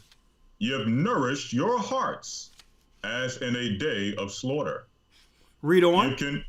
Ye have condemned and killed the just, and he doth not resist you. And that's what's going on, folks. They condemned and killed the righteous people. They know our people never recovered after they shut things down with your so-called code.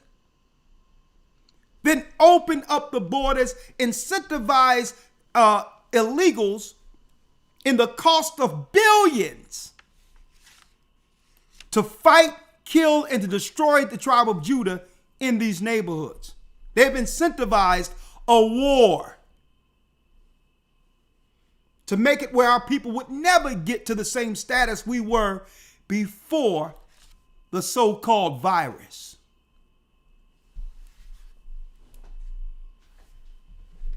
Last one, Elder Lawya. Yes, sir. 1 Chronicles 9:7.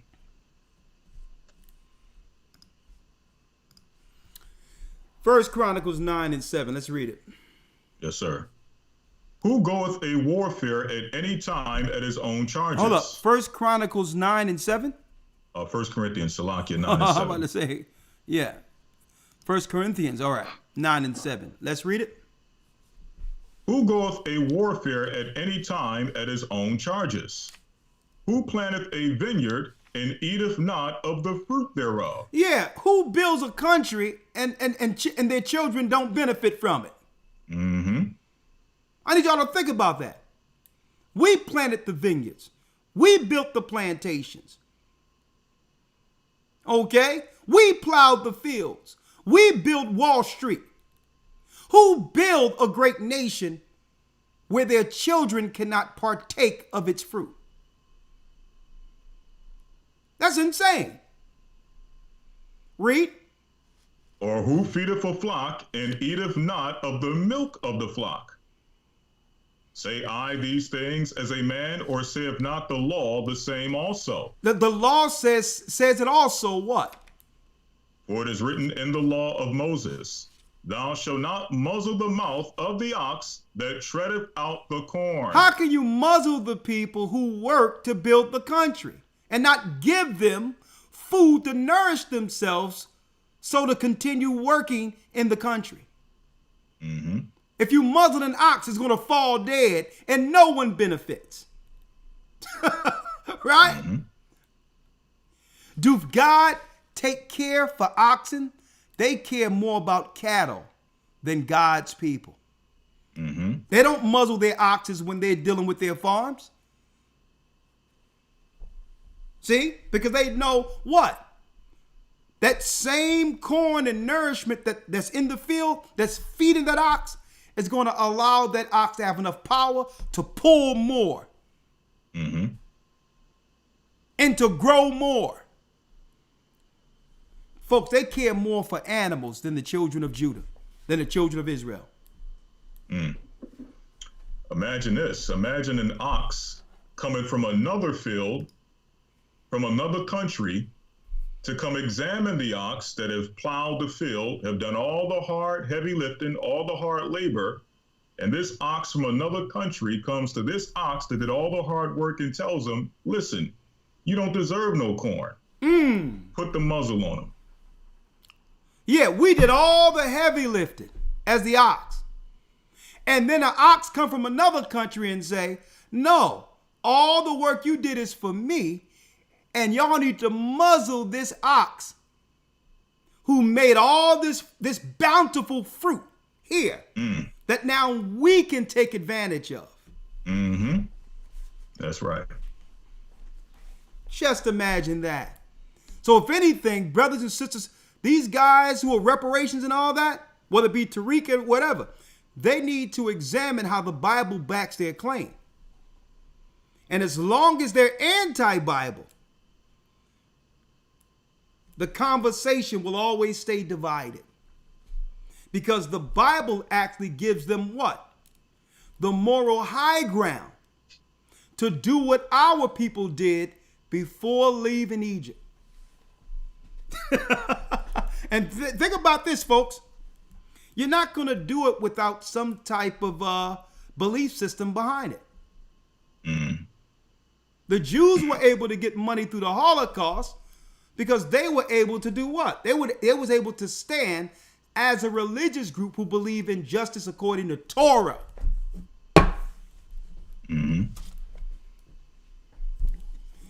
Great points, Elder. I gotta put a round of applause up there. Very, very, very great work. Yes, sir. Praise be to the Most High. 515-605-9327. And Elder Lawya, I still wonder. I wonder if we could go over into other countries and tell other people in Jamaica, Haiti, and Africa what their people can't get. And what would happen if we did that? Okay, so if you're from another country, give me some insight of what would happen if blacks from America, Judah, after the struggles that happened in your country, came to your country and said, well, you shouldn't get anything. How would y'all see that particular individual? 515-605-9327. Okay, and we do have, thank you, Elder Rawchaa. Let's go down the line. Let's hear these calls. 1 second. 515-605-9327. What say you? And Gaja, if you're around, give me a call. Blog Talk Radio. Welcome to Blog Talk Radio. Please hold and you will be able to listen to the show.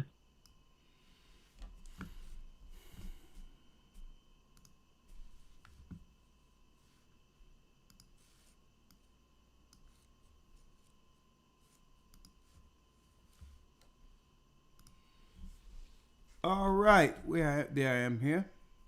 Unmuted. All right, live. What say you? If you have anything to say, make sure you be here for Patreon next week. For Friday. We'll talk about it.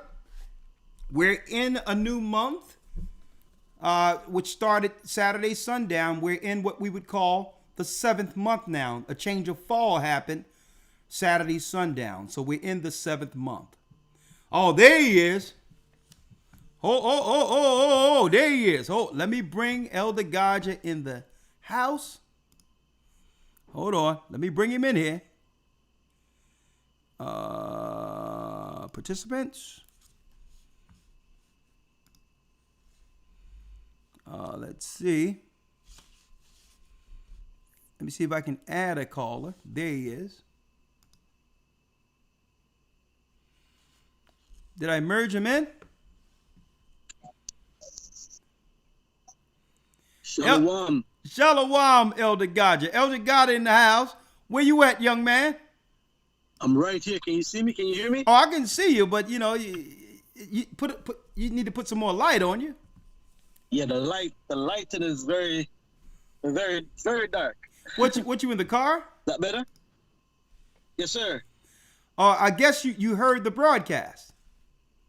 I just clocked in just then. I've been having some trouble logging on. Just got the last bit of what you're saying right there. Yeah, so there was a video I showed earlier where people from all different parts of the world, be it from the Caribbean, Haiti, and all of that, Panama, got on Elder Rawchaa. Let me, here you go.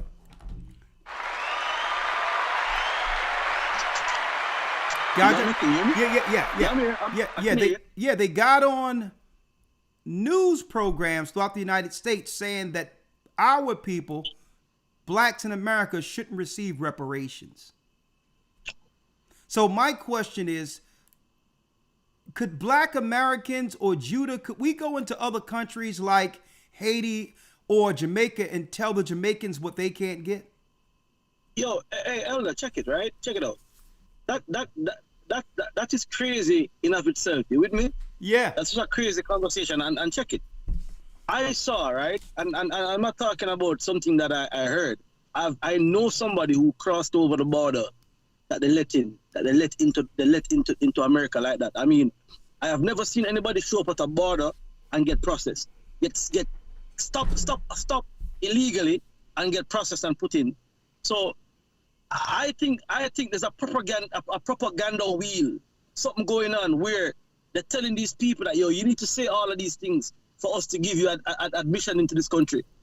You with me? Because that don't even make sense that you would come, that black people from the Caribbean would come into America and say black people shouldn't get anything. That don't make no sense. That's madness.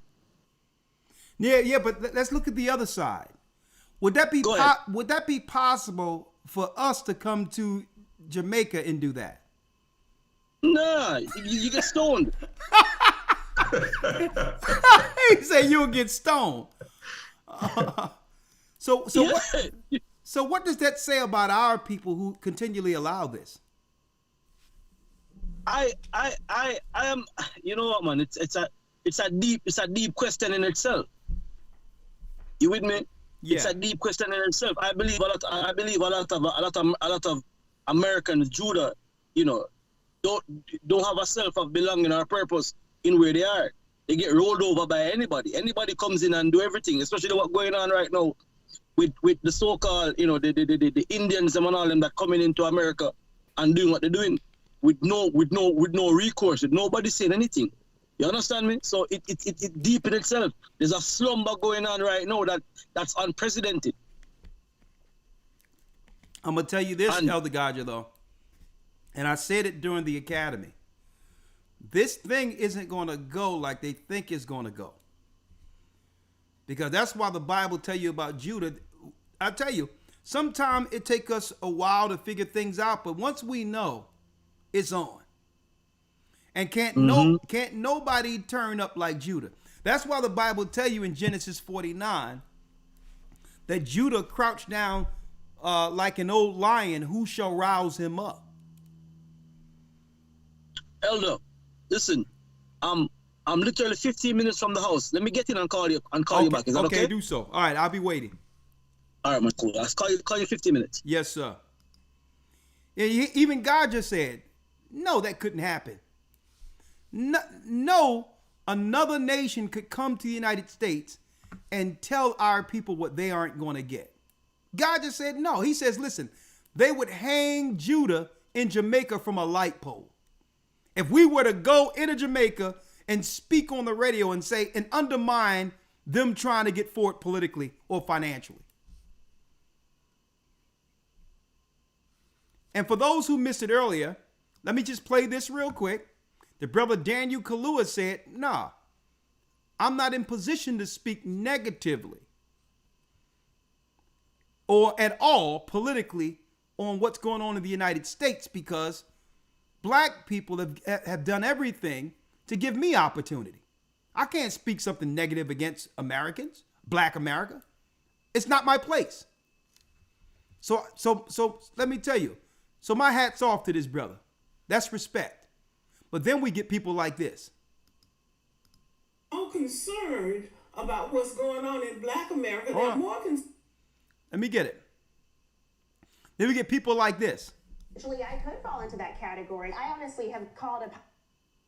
We get people like this. Listen to this. There were slaves in the Caribbean, and we didn't qualify for the American reparations. Well, here's the challenge. There are so many difficulties with trying to enact reparations, in part because the question is who gets them. Potentially, I could fall into that category. I honestly have called a pipe dream in the past, and I think that's what it is. From the Caribbean, it's a pipe dream. From this woman who have gotten an opportunity in America because of our people who built this country. It'd be nice if there was an elegant, simple solution to all sorts of complicated problems. Okay, and with the softness here, this guy's from Jamaica. This buck-broken brother, unrepentant. You're not actually talking about how to fix those problems if you're only talking about reparations, if we're only debating. From Jamaica. If he tried to undermine his own people in Jamaica, they would deal with this guy. That happened more than a century ago. A century ago. You see what they get? These morally compromised soft men.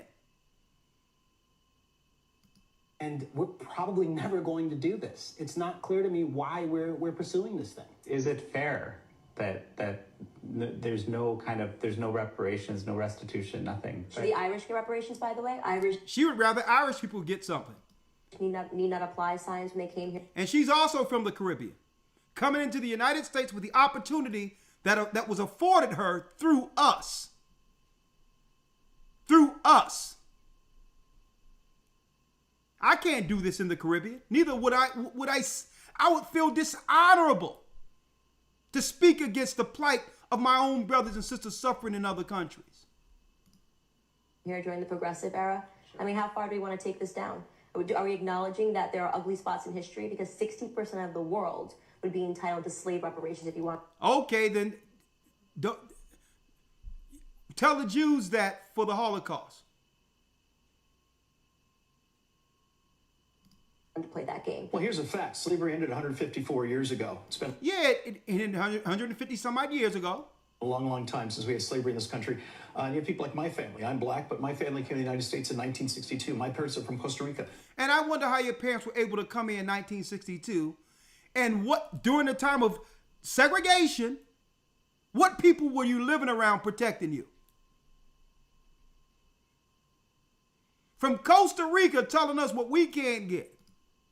Do I get a check? I did a couple of essay contests that I actually won.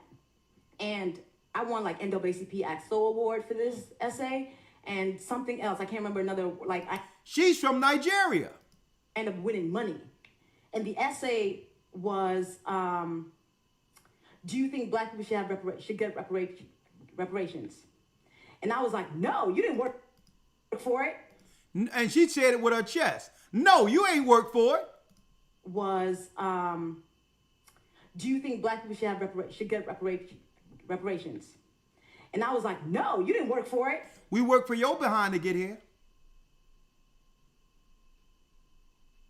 See? We fought against oppression to give you an opportunity. Why are you so against reparations? Valerie, it's a matter. And folks, we've been talking about this for how many years? It's like somebody got this off a VHS tape. Of a waste of time. This guy from Panama, being from the tribe of Zebulun, said it's a waste of time. Got so much to do.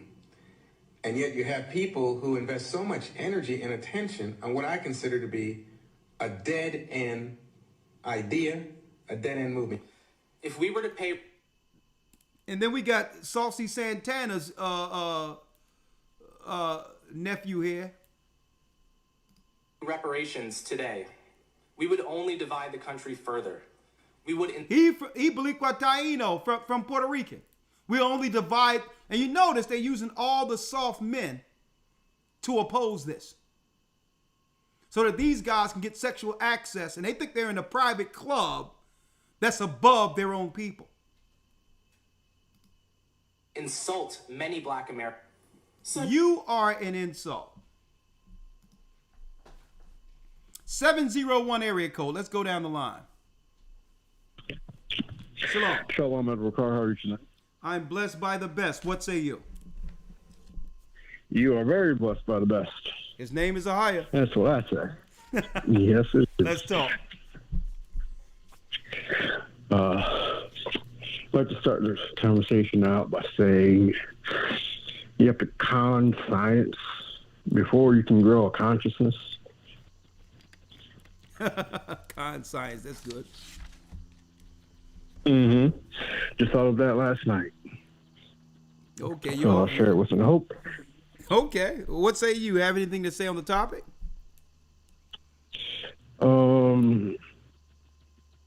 Reparations, apparently, at some point in time, I let us borrow from these people that we borrow from the Egyptians. So I would assume at some point in time, some form of reparation will come through. Well, what say you about Kamala, the South Indian, who said that if the bill came to her desk on first day, she would sign it? How is that isn't she in Biden, president and vice president right now? What? Ceremoniously? I'm saying ceremoniously. I'm just saying if what they peddled to society was true, and they had the power to do so, right? Wouldn't they do it? Wouldn't they do it before the election? Yes. Okay. All right. Anything else you have? Yeah. Last time we spoke, we were talking about Elon. Then we went to Albert Einstein and Arthur Balfour, them building that college on Mount Scopus in Israel, which was known as the Mount of the Watchman. Yep. Oh, in 70 AD, they used that mountain as a base of operations to take the city. And I just find it completely mind-blowing that Arthur Balfour and Albert Einstein set up a college on that mountain in order to, do what they did there on a mountain that we were using to make sure, we would be safe from them. Well, believe it or not, and they're using it. Believe it or not, since I've spoken with you, I've been doing a private study on Mount Scopus, and what I found is that it's a portal there. So we're gonna talk about this. I'll talk to you about this Friday. There's a portal at Mount Scopus. Okay. Jeez. Oh yeah. And it's similar to the portal that the Vatican commandeered and took control of over in Arizona. Okay? So what they did here, they also did to the North American Indians. What they did over there, they also did with the spirits coming through that gate over here in North America. And we'll talk about that very soon. I'm still doing a study on that, but you open up a can of worms with this one, buddy, and it's big. All right? Awesome. Thank you. And one last point. Go ahead. One last point is I've been able to pinpoint by exact location the Japhetic lands that were taken by the sons of Esau. And I'm just saying this as to, like, if today I were to go and ask a person from Scandinavia, like, hey, what's your heritage? Oh, well, I'm Scandinavian. Well, now I can use this information to be like, okay, well, since you're from Scandinavia, then 9 times out of 10, this is your lineage back to Esau, and that's your progenitor. So hopefully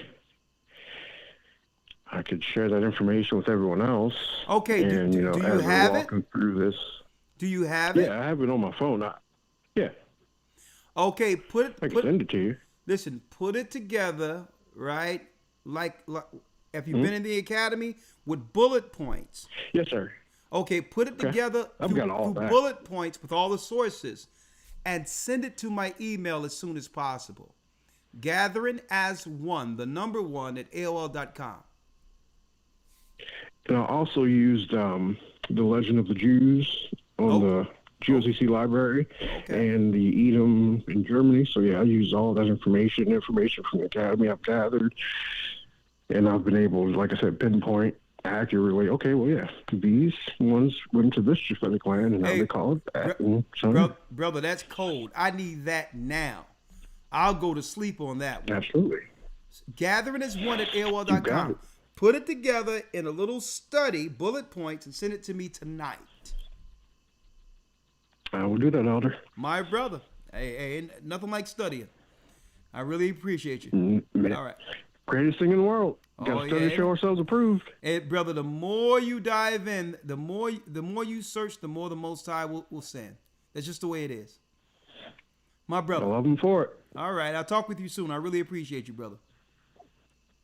Shalom, Elder. Shalom. Great call. Urad has a question.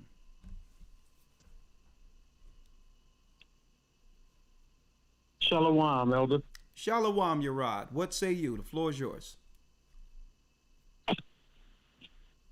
So on the topic, when you look at the closing verses on Deuteronomy 28, when it says that no man will buy you out.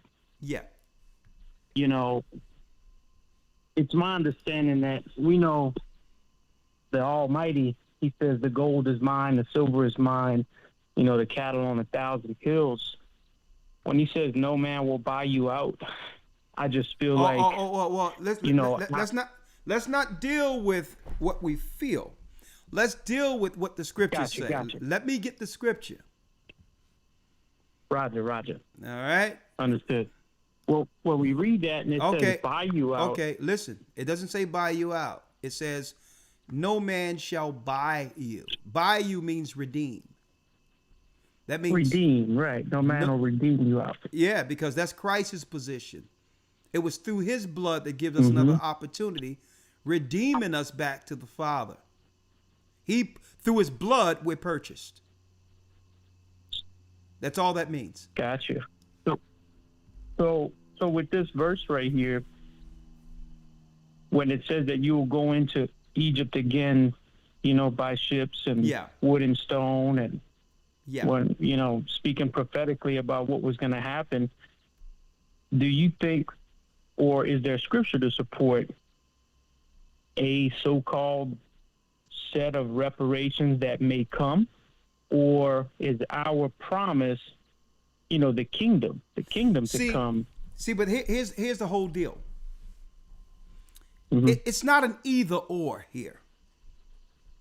What you're saying is you're presenting it like it's either this or that, when it could be this and that.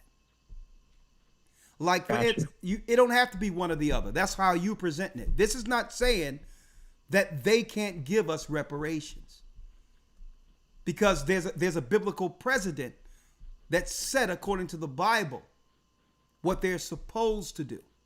Now, if they don't, it just speaks to their hypocrisy, which brings their judgment to a head quicker anyway, because their empire can only go on as long as we go along with it. See? so it's a catch-22 for them. Because they're ruling, they're in control by default anyway, right? Exactly. And it's through the deception of our people believing in the system that keeps their empire continuing. But when you show their hypocrisy, where our people begin to back off and not support it, it shortens their particular rulership. So they're in a dichotomy here. So that scripture isn't saying that they can't do reparations. I'll tell you this. If they could find a way to do reparations and sustain their power, so to keep us under them, they would do it. But I'm going to tell you, when they do it, how they're going to present it. I'm going to tell you right now. The only way they'll give our people reparations, if it comes with us taking the mark of the beast. I believe they're going to kick it down the road and give a caveat to say, well, okay, under this system, to get access to this money, you need this particular currency. Now, they'll give it to us, but it'll come with a compromise. And then it's going to be up to whether or not our people will realize, well, okay, whether or not they're willing to do that. But we're nearing a cashless society. And I believe that they're going to kick it down the road until they link it into, well, you can get all these credits if you get the mark of the beast. Isn't that reparations? And the answer is no. Cut a check before that. Thank you, my brother. I agree. I agree. I don't think they'll do that though, like you said. Yeah, but we'll see. But either way, the precedent have been set. Judah is awakened, and now everyone is falling on code. And this is beyond political lines and everything else. It's the Most High, through the Spirit of the Most High, that our people are having the same conversation together in this earth at this time. And let me tell you, this is how close we are, my brother. When has it ever been a time where our people were able to all stand together and understand those who were undermining us the whole time? That's a step. Never. Never. Not on this precedent. Not on this level. That in of itself is moving this thing towards a cataclysm. Because now our people will no longer operate. If we don't operate in this political process, this system is done because it was set up to keep us on the bottom. And if we decide not to participate, there's no need for the system. And this is what they fear. See? Thank you, my brother. Great question, though. Great question. All right. See, whether they give it to us or not, it's good that we're here with information to point out their hypocrisy. That in of itself will move our people in the right direction towards the Most High, to not believe in a system and now more so fall back in believing on what we walked away from. Because really there's no choice. It's one or the other. When the hypocrisy of this world is actually exposed, we can't in good honest operate with the system like we did in ignorance. Right? So then it eventually leads us back to the same place. Well, if I can't trust in the government, then what are my options? Now you're in the right place. You're in the right frame of mind at that point. Right? They need to keep us believing in the system, folks, because the system is a religion in of itself. They're not telling you. The system, the whole government, the way things are structured in these governments, folks, this is a religion. They're politics. And they need to continually have us believe there's hope. You'll hear this over and over again. Hope. There's hope. We need to dream. Hope. So you can believe in something. But when you start realizing the whole thing is a fraud, it's a farce, then you'll begin to say, well, I put all my hope into this, and this thing is a sham. And at that point, you're in the right place, because then you'll be asking for what is the alternative. And folks, that's where the Most High comes in at. He's just been waiting for us to wake up concerning this wicked empire.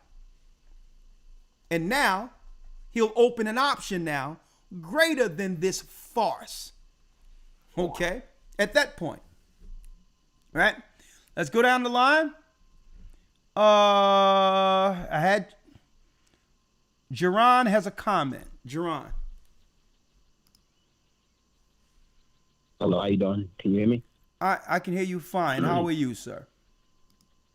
I'm good. Shalom, Elder. Shalom. Hey, I want to actually piggyback right off what the brother was just talking about. And the tie it back into, you know, the lesson that you're talking about. Basically, I feel like the scriptures already said that the kingdom was in us when the children of Israel asked when was going to be the end of the world. The kingdom is in us, and faith was dead without works. The scriptures also said that we was going to come out of here with a great substance. Christ is literally telling us that you got to do it yourself. You know what I'm saying? When we look at what happened when they basically blocked the bill in California, that was basically okay. Hold on. You just said something though. You said what Christ said. Now you make Christ. No. Listen, when you make quotes like that, we can't just let you skip back over without straightening that out.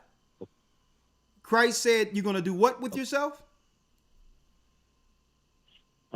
Christ said that the kingdom was in us, and that he said we was going to come out of here with a great substance. Yeah, but what you said after that about oneself. We got to do it ourselves. I mean, not like we can't give ourselves reparations like in a way like we know Christ is going to do all these things for us, but faith is still dead without works. We have to keep game what's happening politically, and we have to basically act on that. Like the way I see it, the reason why I was blocked is because of the Black Caucus.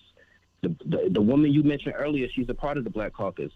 Most of the people that's inside of the Black Caucus are not foundational Black Americans. They are not of the people who actually suffered in America.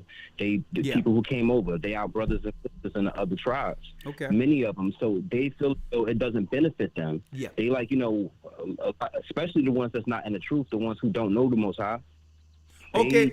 Well, let's unpack it real quick. Right? Everything you're saying is correct. But the good thing about this is we can see them now. Exactly. Right? So because we can see them, their undermining us doesn't have the same effect. Because now we know what we're up against. Now our people, and I see it right now, our people are opposing these taskmasters.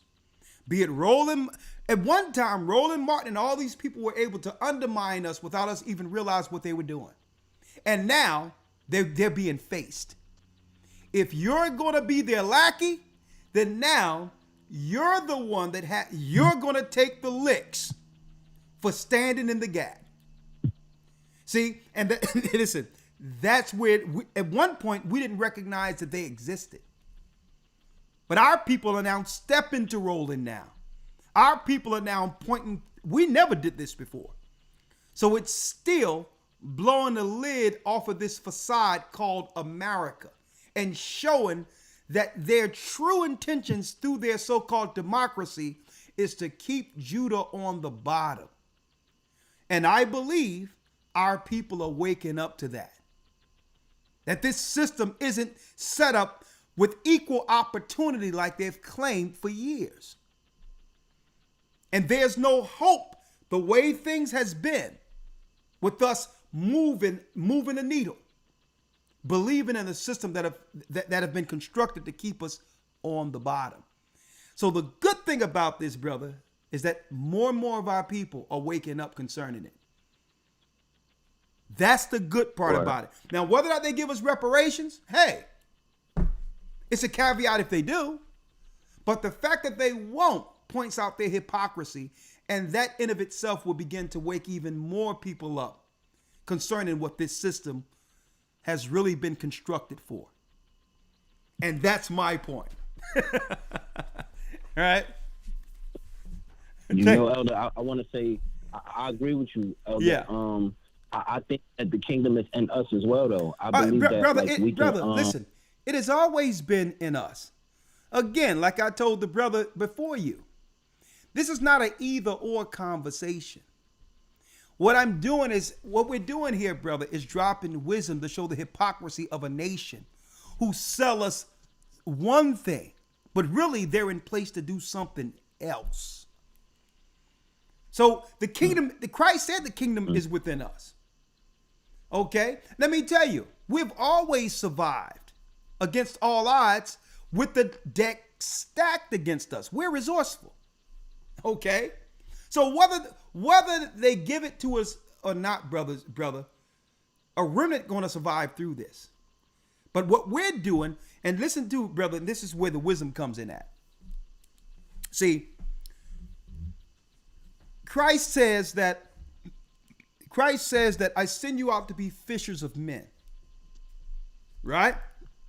So if you're going to be a fisher of men, and you understand that they have their political machine turned up on 1,000 right now. Everything is politics. Everything. Like I stated, it's a religion in of itself. So why not use this particular signal and get on it to show people it's a farce? Okay? And I'm using reparations in those conversations as a talking point that gets us there. Because if the kingdom is within us, the less people we have believing in this system to realize what it is, that's more of our people a part of this kingdom working with us. They'll give up on this system, and now we have more working towards the kingdom with us. You got it? Well, I got it. Yeah. So and that's it. Yeah. That's all I have. Yeah, but you're right. Like, listen. It's counterproductive. If they could do it and still sustain the same type of power over us, they would have done it a long time ago. But it goes against the interest of the Gentiles. The interest of the Gentiles is to have us through our fall raising riches above us financially. So it's in the Gentiles' interest for us to stay under sin, so to have our God against us. Therefore, they are incentivized as Gentiles to become what? Overlords over a sinful nation. So if we really want to fix this above all wholesale, it's more so about our people coming back to our law and getting on code with the law, statutes, and commandments we walked away from, in a nutshell, and being on code with one another. That's really that's the solution. Okay. Thank you, my brother. Mm-hmm. You got it, my brother. All right. Great. All right. Did I see Gaja back in the house here? Let's see. Hey, Gaja, you can call back and I'll merge you back in. All right. Devin has a comment. Thank you, Jerron. Great point. And yes, we all getting ready to camp this year. It's going to be great. This Tabernacles. Hell yeah. Be out there in the wilderness amongst my brothers and sisters praying together, eating together. And I know all the children, they look forward to this time of year. All right. So it's going to be a blessing for the feast this year. So, all right. There go Gaja there.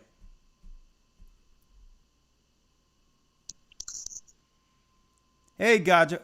Let me go through these calls. Shalom, and I'll bring you in. You made it home? Are you in England or Jamaica right now? Jamaica.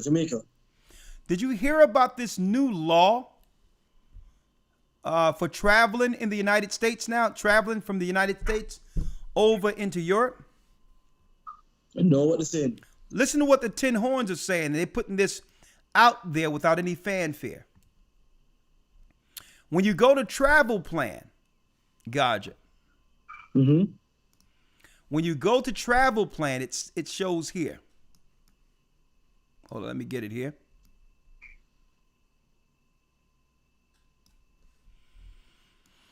When you go to travel plan, it says Americans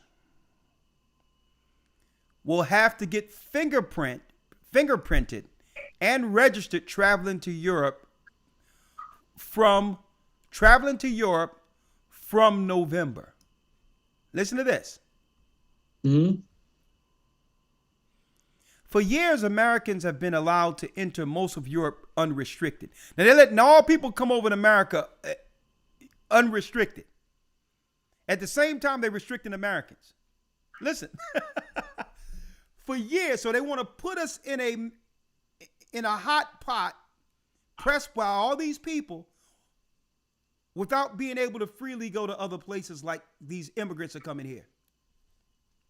For years, Americans have been allowed to enter most of Europe unrestricted, without overly strict checks or entry permits required.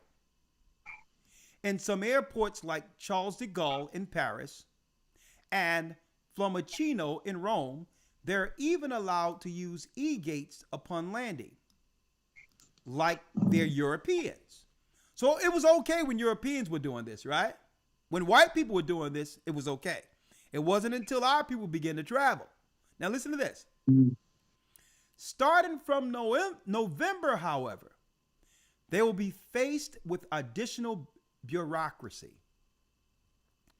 Following years of deliberation, the Brussels-led bloc is finally reforming its border policy to meet the challenges of modern times, from security threats to irregular migration. U.S. passport holders will not be exempt from further scrutiny when flying into the zone. Listen to this. Starting November 2024, around the same time of the election now, so who knows what they're cooking up that would need heightened security measures internationally before the election. That's what I'm looking at. I believe the Democrats will do anything to stay in power. Listen to this. Starting November 2024, if you're an American, you should expect to get fingerprinted and registered upon crossing the European border. And there's just no getting around it. Why is Europe tightening border checks for Americans? As confirmed by Eva Johannesson, the European Union Commissioner, the much delayed entry-exit system of the European Union will launch on November 10th in an attempt to modernize the continent's border and strengthen security. Listen to this.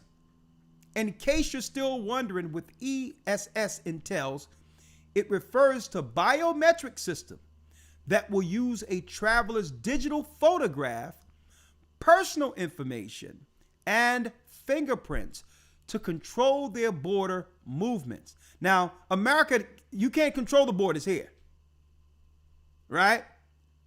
But when Americans say, listen, it's getting too hot here, it's time for me to go someplace else, well, no, you can't have no asylum seeking for you. Listen. Hey, Elder. Yeah. Quick question. As an American, right? Yeah. When you travel into America, when you come from overseas and you come back into America, yeah. Do they fingerprint you at the border? No. Right. No. And another thing is, usually if you go to Europe, just say if someone stayed, they really were lenient on Americans for the longest, knowing that if you got an American passport, why would you want to stay in Europe anyway? When you have a greater variety in a greater country to go to. So they never really pushed against America as long as the leniency was both ways. But now, as a European coming into America, you get fingerprinted and biometric retina scan as a European coming into America. Yeah. So and America started to do that from 2003, I think. Yeah. 2004, I think they started it on January the 1st, 2004. So it took Europe 20 years to do the reverse. Yeah, because it was being done in the reverse by America anyway. But here's the issue. You know how if you're in Europe, and just say if you stayed 2 months and decided you want to stay and see your family for a little longer, instead of getting read up, you would probably go to Rome or go into another country, Spain or something, and then come right back, and that would give you a fresh 3 months. Yeah. No more. Yeah. See, America used to be like that as well. America is up until 9/11. They used to be able because I remember staying there. I remember staying there right up to, because I used to get 90 days into the country, and I used to stay right on like 89 days, fly to Bahamas and come back with no issue. But you can't do it anymore. So they're tightening it up. Yeah, but go ahead. But they're doing the same thing, which means if you go into London and you leave after 2 months and go into another European country, you're still being counted towards the 3 months regardless of you re-entering. It doesn't matter. You have to go back to America. First of all, you would have to get your visa set in America before you even get there. And then you can't stay anywhere in Europe. Even if you leave England and go, just say you go to Cyprus for a few weeks, that's still counted towards your 3 months, and you would still need to go back to the United States to re-up. So I'm just keeping my eye on it, and they're treating it like one border now. They're treating the whole Europe like one border. Like one border, the whole Europe. That's what they're doing. And they're picking up cues from what the United States did. But I'm showing you the hypocrisy internationally. It's the international body that's green-lighting all these illegals coming into America without any resistance. But yet they're tightening up Europe. I need y'all to check that out, right? But real quick, remember the Elder. Remember, it all goes back to the beast for 1 hour. So they need to blow Babylon up, and then pardon the language. They need to sink Babylon. To bring the power back to Europe. That's what's happening right now. That's where we at. Power is going back to the tin horns. Right? But hey, here we go. But let me go down the line real quick. Sure, man. All right. Deshaun has a comment and or question.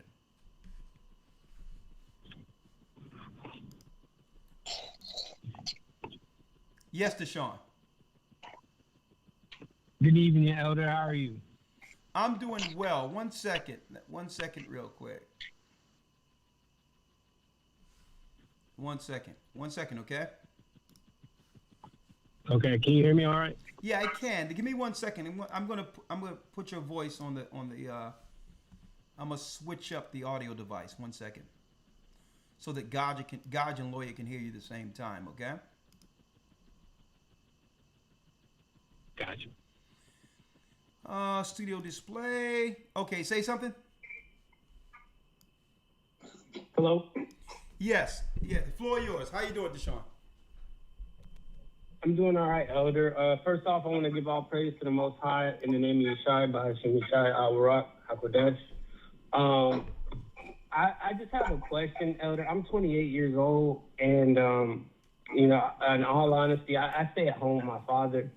And, he's of an older generation and of a time and period of where people still believe in voting and stuff. And I was just calling to ask you specifically, what would you say to a lot of people who still have stock in the system, who still believe that because that they got some of their student loans paid off or whatever have you, whatever benefits the system has given them, that they still believe in voting? Because, I'm being pressured by my family members to, participate in the voting process. And obviously, some of our people will come up to you and say, are you registered? Are you registered? And we're in that time of the year.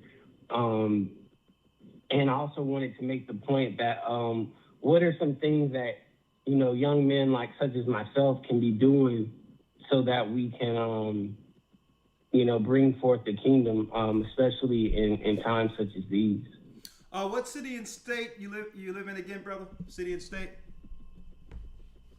I live in Durham, North Carolina, but I'm currently in Virginia on a work trip. Okay, well, if you live in Durham, get with the church we have in North Carolina and become a part of the ministry. Okay. Go out and teach, give out flyers, talk to others on the street while speaking. And that's how you deal with there. We would actually allocate a work for you to do it within the ministry. That's number one. So I would say that because, we have that set up for you young men to actually do some work. Now, when it comes to your parents, there's nothing we can do about the generation that came before us, really. You can't put new wine in old bottles. And the whole thing is, it's just that only thing they have left is that old civil rights constituency that unfortunately, that constituency is dying off to a degree where it doesn't have the same impact. That's why they're bringing in the immigrants, so to keep the balance between the Democrats and the Republicans. So there's nothing you can do about them when it comes to their belief in the system, because, they're asleep. Right? So I would leave it there, not ruffle feathers, because why? Because you're in their home. Now, I believe if someone is going to be a part of the process, it's a private process. You don't have white people and other people publicly shaming their own family and all that because they believe differently. So something is wrong with our people pressuring others to think politically like they do. Now, if you have to participate in the process, when you move the curtain, young man, they don't have to know what you're doing. Guess what? You can put yourself on the ballot. You can put your Shia on the ballot if you want. Okay?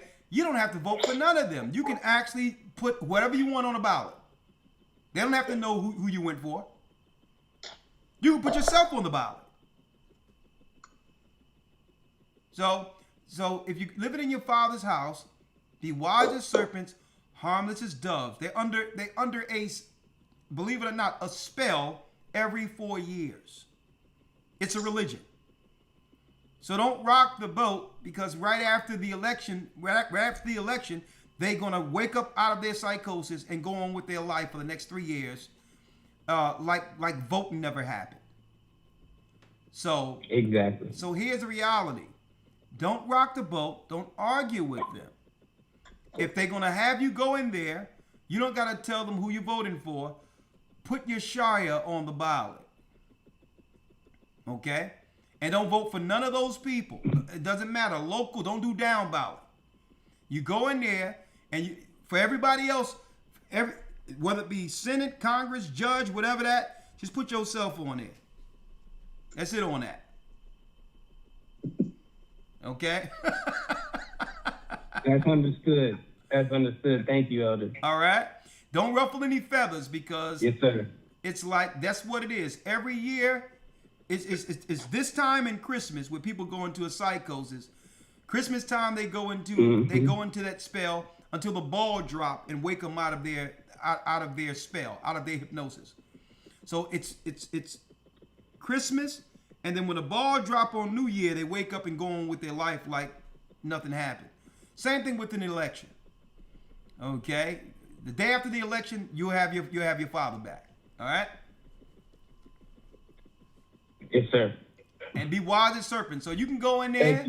Listen. Just go in there and don't vote for none of these people. Put Christ on the ballot. All right. Yes, sir. Shalom. But at least they'll know. Shalom. And what's good about this, by doing it that way, at least they'll know that you had the opportunity and you dealt with the process and didn't choose them. Okay? Mm-hmm. All right. Thank you, brother. Blessings. Thank you. Thank you, Elder. All right. There's nothing we can do about those civil rights people. I mean, listen. It's like, the Democrats. Only thing the Democrats have to do is do fried chickens and collard greens with ham hocks in it, and to have everybody there with ham hocks and greens for the voting process. They don't have. That's our reparations right there. I put ham hocks in the greens. What you want? That's reparations.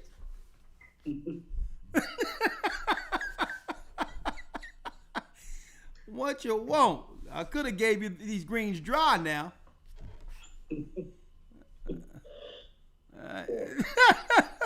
All right. We got Sunshine, and then Hannah has a question. We're going to end it there. Hello? Hey, how you doing? Hello? Hi, Elder. Hi. How you doing? Shalom, hi. How you doing? Shalom, hi. Shalom, Elder. Hi. Hey, Sunshine. Sunshine. Hello? Yes, Elder? You know, hey, sister, Sunshine, you know Kamala wash her greens in the tub. Kamala wash her greens in the tub, girl. Watch out. And don't worry about it. Hillary brings the hot sauce. Hillary brings the hot sauce, and she wash her greens in the tub. I'm going to give you something to laugh about. Go ahead.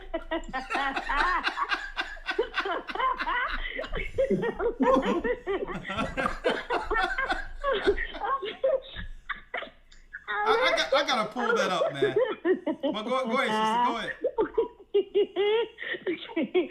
Elder, while there's a stream of ungratefulness that we see amongst all those who gained, borrowed, and have stolen from Israel, and all the goodness, morality, civility, dietary, and health benefits that the nations have received by virtue of sojourning with us or hanging around the children of Israel has been claimed, and we the people who these virtues originated with receive no respect, honor, or gratitude, or any kind of recognition or compensation for what light we have contributed to the world. And in fact, we are displayed on media throughout the world as the lawless, base people, so that the name of Israel and our ideals and righteousness would be no more in remembrance.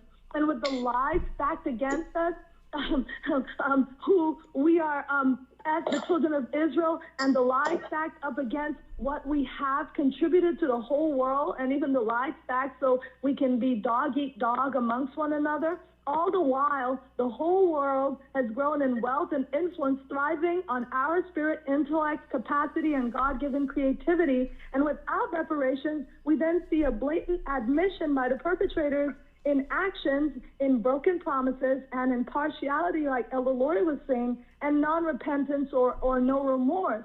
So if these empty words and partiality has happened once before to destroy us without renouncing it, the same can happen again, and it's happening again as injustice and generational curse. And instead of fairness, so-called equality for all, straight across the board, there's the delusion of entitlement to our essence, our labor, and it was done for free and force. So it has become an expectation for us to do things for everybody else, and even including the paid hirelings and lackeys, to become perpetual payers against our own interests, against ourselves, and against our prophetic rise. And the same morality and civility that is expected for all nations is not honored or justly given for our turn. But the same slanders that have been set upon our people are coming in full view and being placed on those who have handled us or mismanaged us in their multiple hypocrisies. And this halt not to accept the true Christ and his people, not to give back what is stolen, not to operate in fair and just grounds, is bared naked to the bones. Their nakedness shows all unrighteousness, and now the acquired and stolen seats of morality have become worldwide vacancies. Come on, wrap it up now, wrap it up. Land the plane, land it. Land it. Land the plane.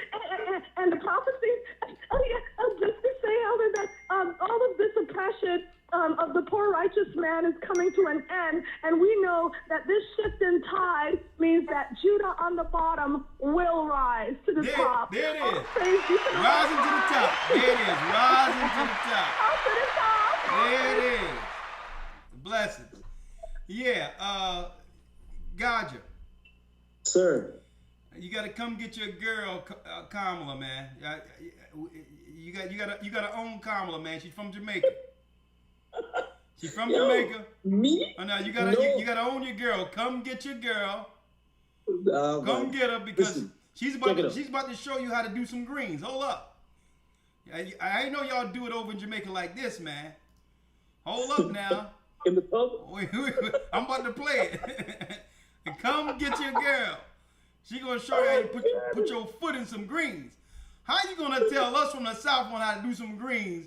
What, she put curry in her greens? Cumin? Oh, God. What, she put cumin in her greens? Let's see what's going on here. Cut the flies up. I don't give a fuck. Fried up. Let me get it here. Let me get it. 1 second. Come get your girl. Let me see. about her doing her greens in a tub. Hold up. Oh, excuse me. That was the wrong one. Absolute. Right here. Hold up. We don't want to hear what you saying. Come on, man. She's about to tighten these greens up for us. You ain't never hear it like this, young man. Oh, gosh. Hold up. Bacon. Hold up. I do bacon. She put bacon in her greens, man. Hold up. She put what in it?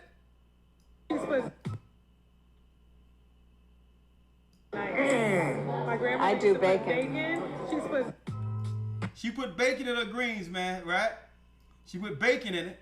And then I got another one, Gaja, where she put it in a tub. Your mom put her collard greens in a tub, Gaja. And you listen. And based on what I'm seeing right here, I'm not gonna question that. If this is how they get down over in the East India.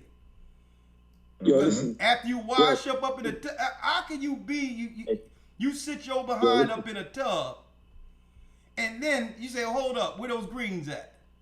Yeah, I'm gonna tell you something. I've been. Hold up. I'm trying to figure it out. Let me talk to them. Oh, there you go. After sweating like that, and then you get in that tub and say, hold up. Let me season my greens with what just went down. Hold up. Yo, listen. Don't take the water. Don't let the water go down. I'm gonna season this thing for you. But go ahead. Yo, listen. I was in Delhi in 20. I think it was 2009. All right. Worst place I've ever been on the earth, and I've been around the earth. Okay. Yeah. India is the worst place on the planet. Are you kidding me? Yo, and I say that without apology to nobody. The worst place on the planet. You see, with the advent of social media, right? A lot of people seeing a lot of stuff like the street food and all that, but that's a cakewalk for them. That's nothing for them over there. You with me? The level. You see. So how do you make? Go ahead. I'm listening. Go ahead.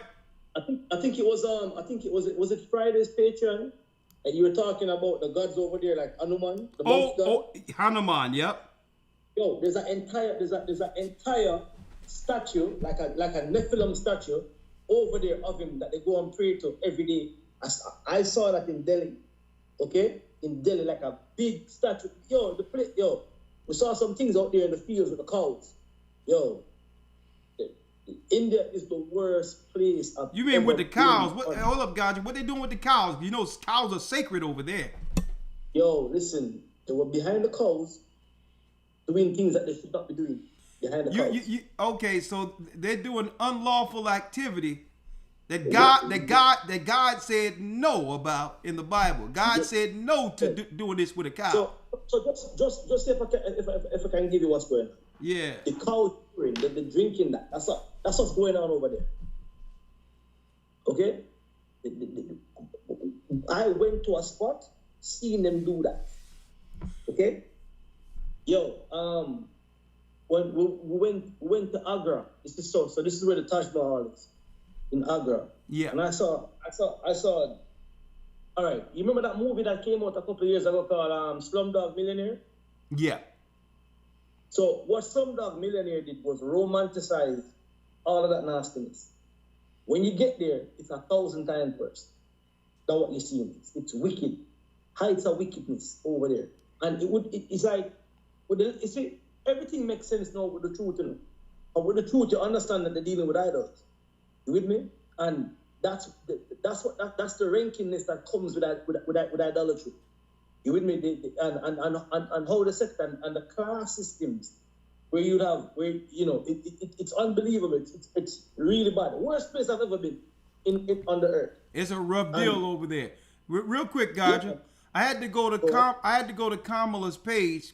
Come get your girl. She says she's from Jamaica. Her father's. Okay, hold on. So check it.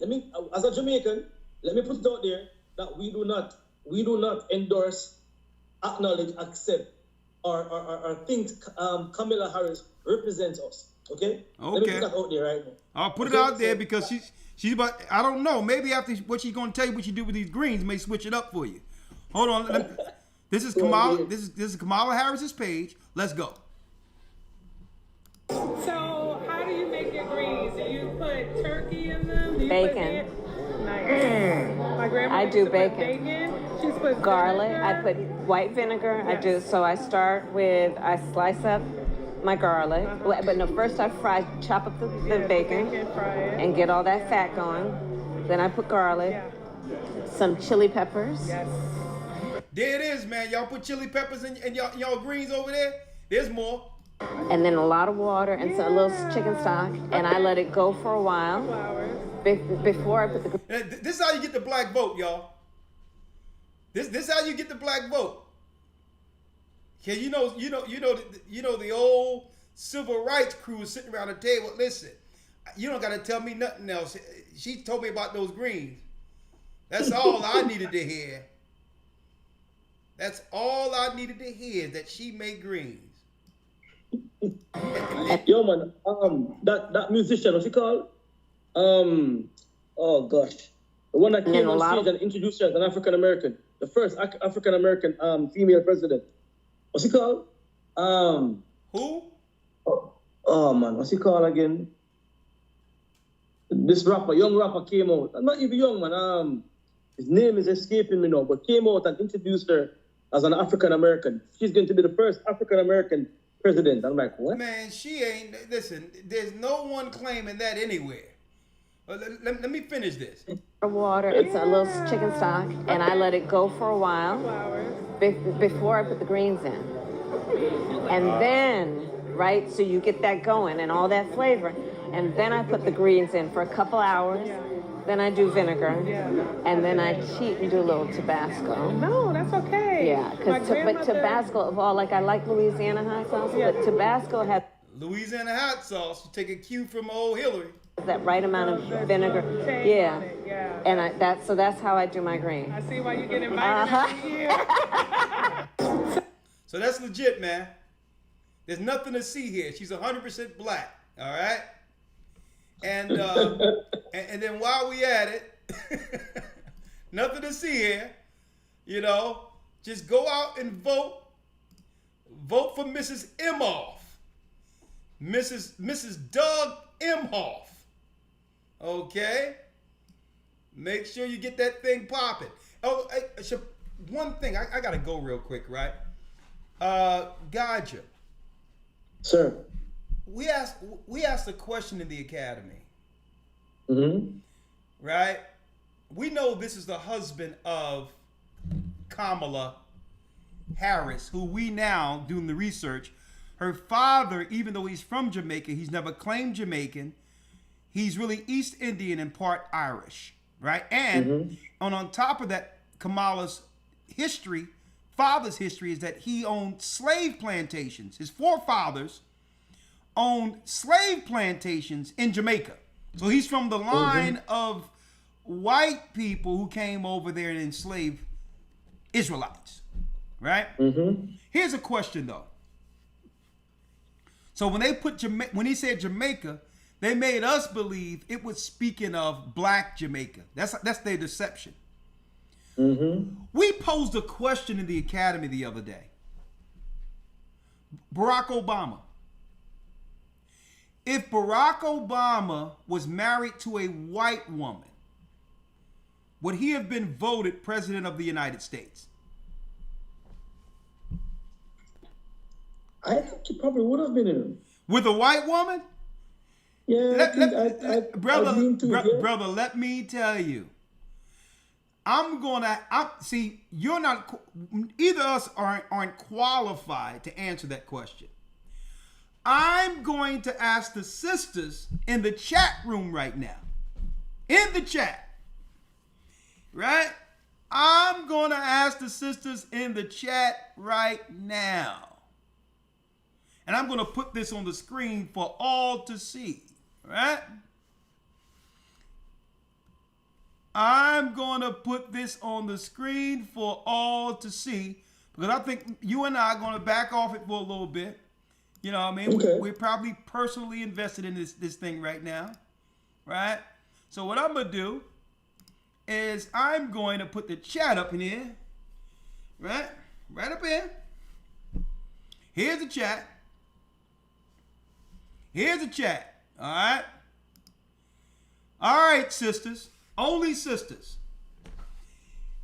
If Barack Obama was married to a white woman, would he have become president of the United States? Would sisters have voted for him? Yes or no? Go ahead, sisters. I think not. Miss Jackson says no. Nita says yes. Okay, that's one yes out of many no's. Right? No. Nope. Nope. Nah. We only got one. Well, we got Nita had to vote twice. There's only 3 yeses, and it's from the same person. But the majority here, Deborah said yes. So if Barack Obama was married to a white woman, he could have sold that on Oprah Winfrey and became president? You see? No, I'm saying. So I wonder then, why isn't there any pushback with old Imhoff? Where he at? Imhoff, who just campaigned the first week separate from his wife. Her name is really Mrs. Imhoff. Why didn't she use her husband's name? Number one. And he campaigned the first week to support finances to Israel, the state of Israel. And to fight anti-Semitism is on the top of his items that he'll actually present once his wife is president. Right? Mrs. Imhoff.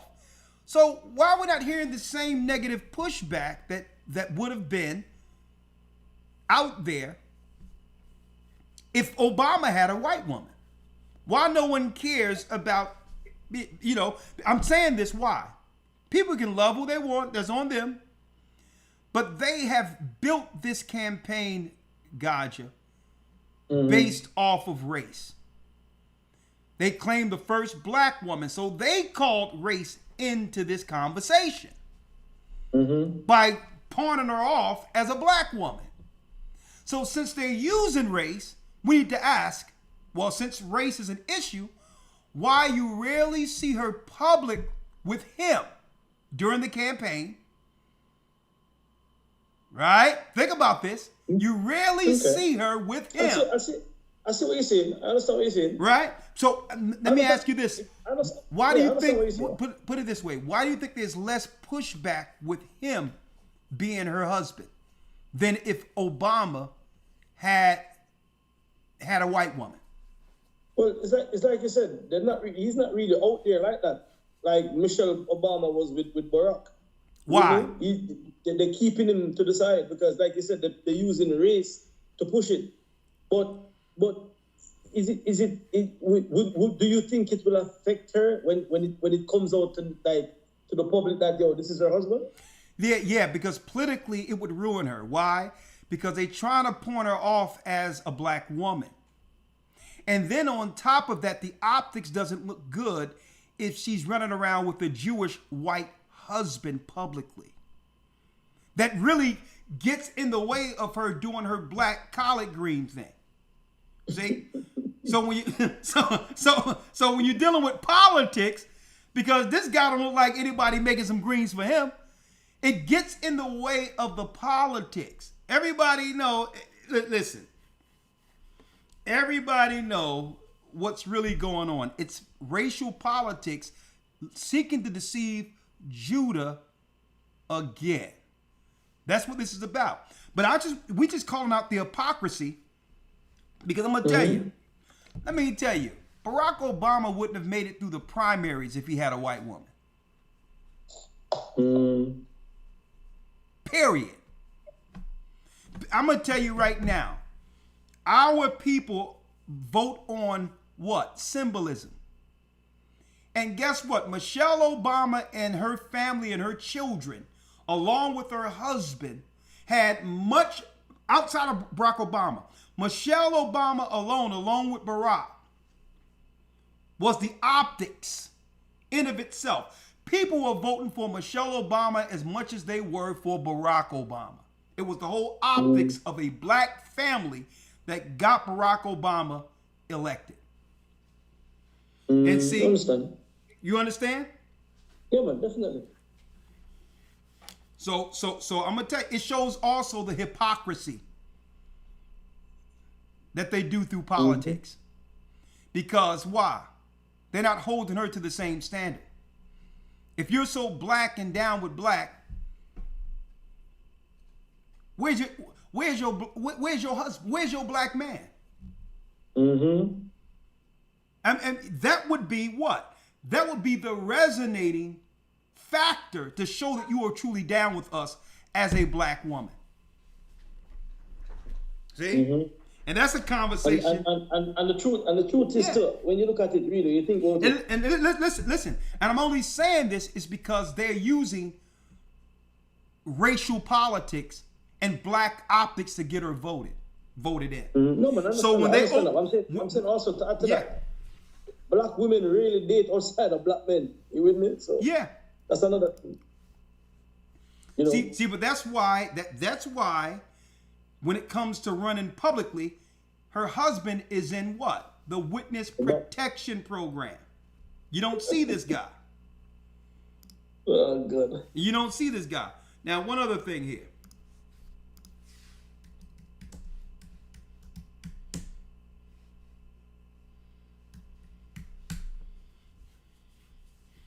And really, I would respect her more if she was on a show, Gaja, and say, listen, I'll whip up a mean chicken masala.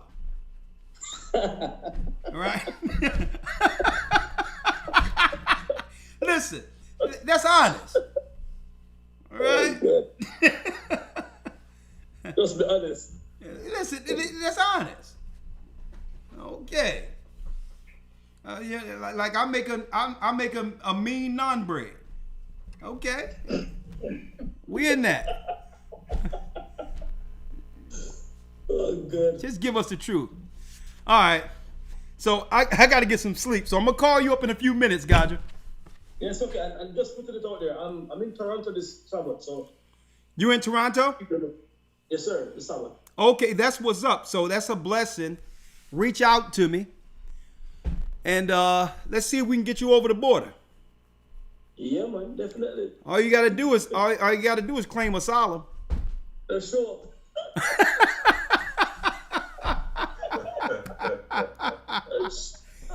You know. All right, Gaja. All right. That concludes. We're in the month of the trumpet, and guess what? There's a lot going on between now and election time, and you know prophecies are going to be unfolding like nothing. And I tell you, keep your eyes peeled on this particular church as we bring forth prophecy and discuss what? The conversation that lead to the delivering of the children of Israel. Thank you, elders. Thank you, Elder Lawya. Thank you, Elder Gaja. Blessings, blessings. Good to see you all. We're the children of Israel. And we are back. All praises to the Most High, Ahaya. Shalom, and have a great evening. Sir, shalom. And shalom. And I cast my vote for Christ. But before we do that, hold up. Hannah is on the phone. Hold on. See if I got Hannah. Yeah, I think you are going to forget about me. All right, Hannah. I'm sorry. You from Jamaica? No, I'm from Africa, but I have a question. Why, when are you going to sue the reparations from African countries? When are we going to what? Yes. When are you going to ask your reparations from African countries? That is a good question. See, one thing that's because I am from Africa. You should ask. If we weren't sold you, our ancestors, if they didn't sold you, you wouldn't be in this position. So Africa is include Africa in your question with your reparations.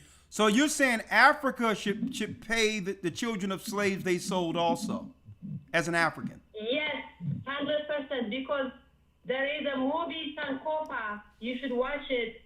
I mean, it's real. Yeah, we sold you. Oh, Our ancestors sold you. That's an interesting take for someone being from Africa, so stayed in justice. You should start with Africa. Let me ask you this. African countries should pay your reparations.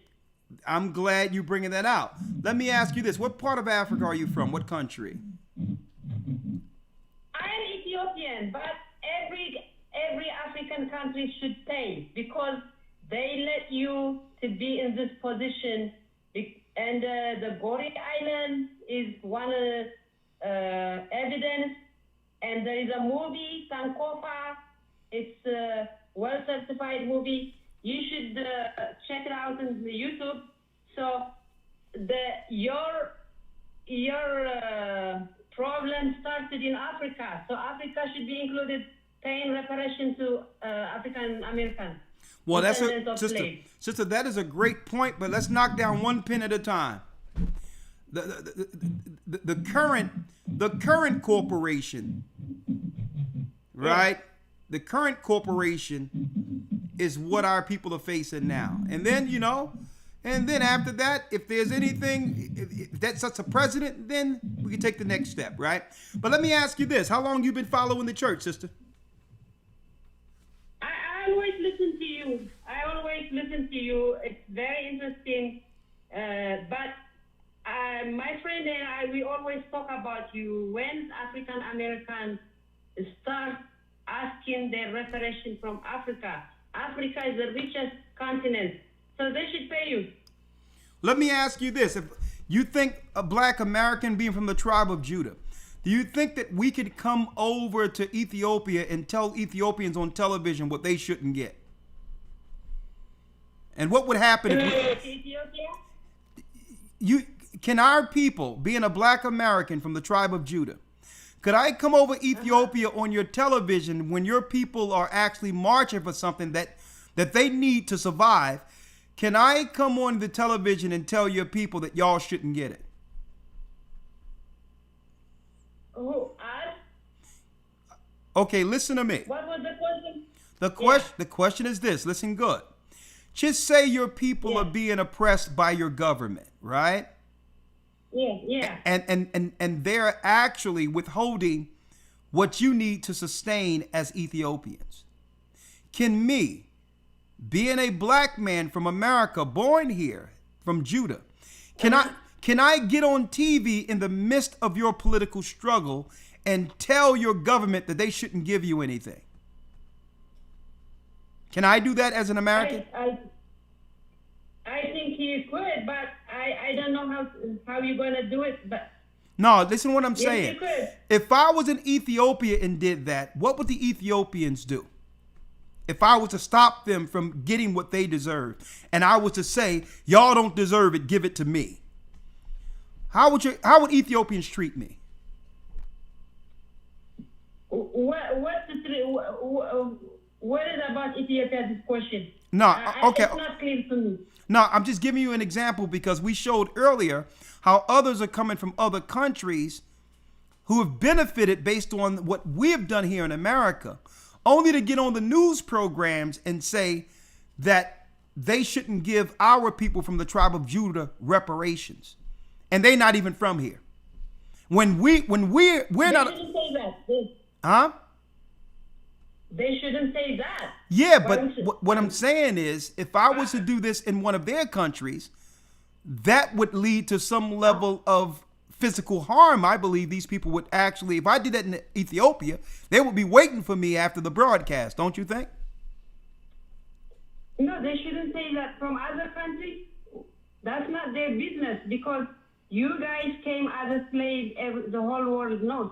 So you between your government, nobody should put their finger. We're just an immigrant. Thank you, sister. You should ask your government, but that's between you and your government, because a black man, a white man came at the same time in this country, but unfortunately a black man came as a slave. You have your own identity, your American identity. We are the immigrants. My question is, why Africa is getting scot-free? Africa, we did this horrifying thing. Well, we sold you, our brothers and sisters. So sister, start your reparation from African countries. Sister, listen to me. No one gets away scot-free. All the nations. Thank you. All the nations who have listen. All the nations who have done this against our people will be judged. Thank you. Yeah. Okay. Yeah. Are you currently in Ethiopia right now, or are you the United States? I live here. Okay, great. But it's always this question raises always, and there is like a hidden feud between African American descendants of slaves and African immigrants. I get it. You should hate us. I get it. But this case to be resolved, you should ask Africa a reparation, because you deserve it. Yeah, I think that's a fair statement. Okay, I'll tell you this. We are a very grateful and gracious people.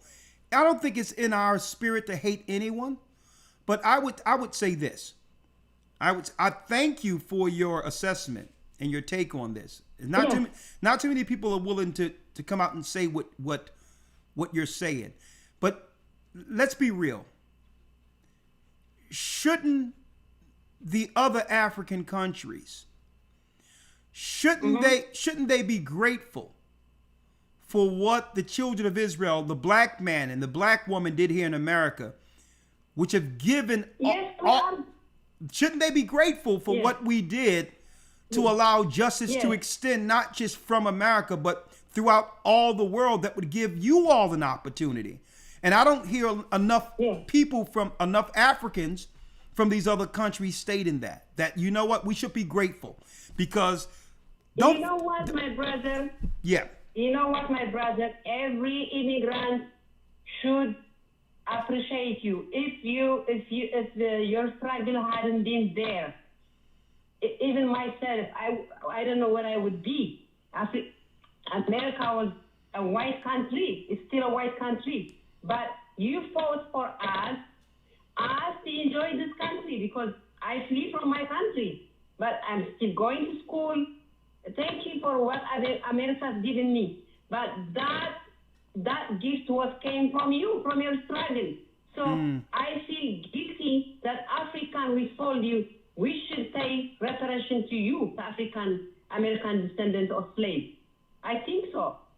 You cannot just ask from your government.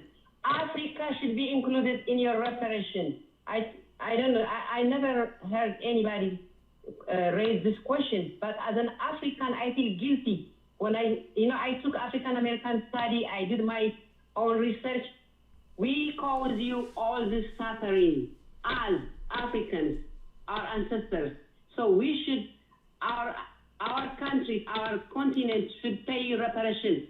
That's my question. When are you going to raise this question? Well, sister, like I said, we're facing the aggression of the Edomites first. And I'm going to tell you why. After making all these other countries third world, they're hiding behind the immigrants. They're fighting us behind the immigrants and using all other people as buffers. So instead of operating with the buffers, we, through the spirit of truth, are taking down the source. See? Esau has his hand in all of the world, including Africa, and are using immigrants as a buffer to hide behind while fighting us. So how do we fix all of this? We expose the lies of Esau and all the other dominoes he's upholding in these nations he's using as buffers. They fall like dominoes. See? So Esau would rather us fight all the buffers he's putting in front of us so that he can escape. No, we going straight to the source and exposing his lies. And any buffer he used falls with him. And that's including those in Africa. All right? But thank you. Yeah, I don't know everything about that, everything you were saying, because I didn't really hold up, sister. I gotta straighten out something I'm seeing here on our chat, because Nita, you're halfway correct, but Ghana's right of no, sister, I'm talking to someone else. As a matter of fact, thank you. I'm gonna place you back on hold, but your sentiments have been addressed, and I thank you for your spirit in considering the tribe of Judah. Thank you, sister. All right. Okay. All right. Thank you. I have to go. I'm sorry, but call back this Friday or next Wednesday. I want to answer something. Ghana is welcoming Judah with dual citizenship. Sister, I have to correct that. That whole right of return is a scam. I've read it. Okay. Ghana should have, just like Israel, have Jewish people anywhere with automatic dual citizenship without red tape. Ghana isn't offering that. Okay. I know for sure. I've read the whole thing. And it's a sham when they talk about the right of return. They're seeking out black Americans from the tribe of Judah who are financially affluent. That's what they're doing. And you have to show bank accounts, tax records, and all these other things. Jewish people don't have to do that to have dual citizenship.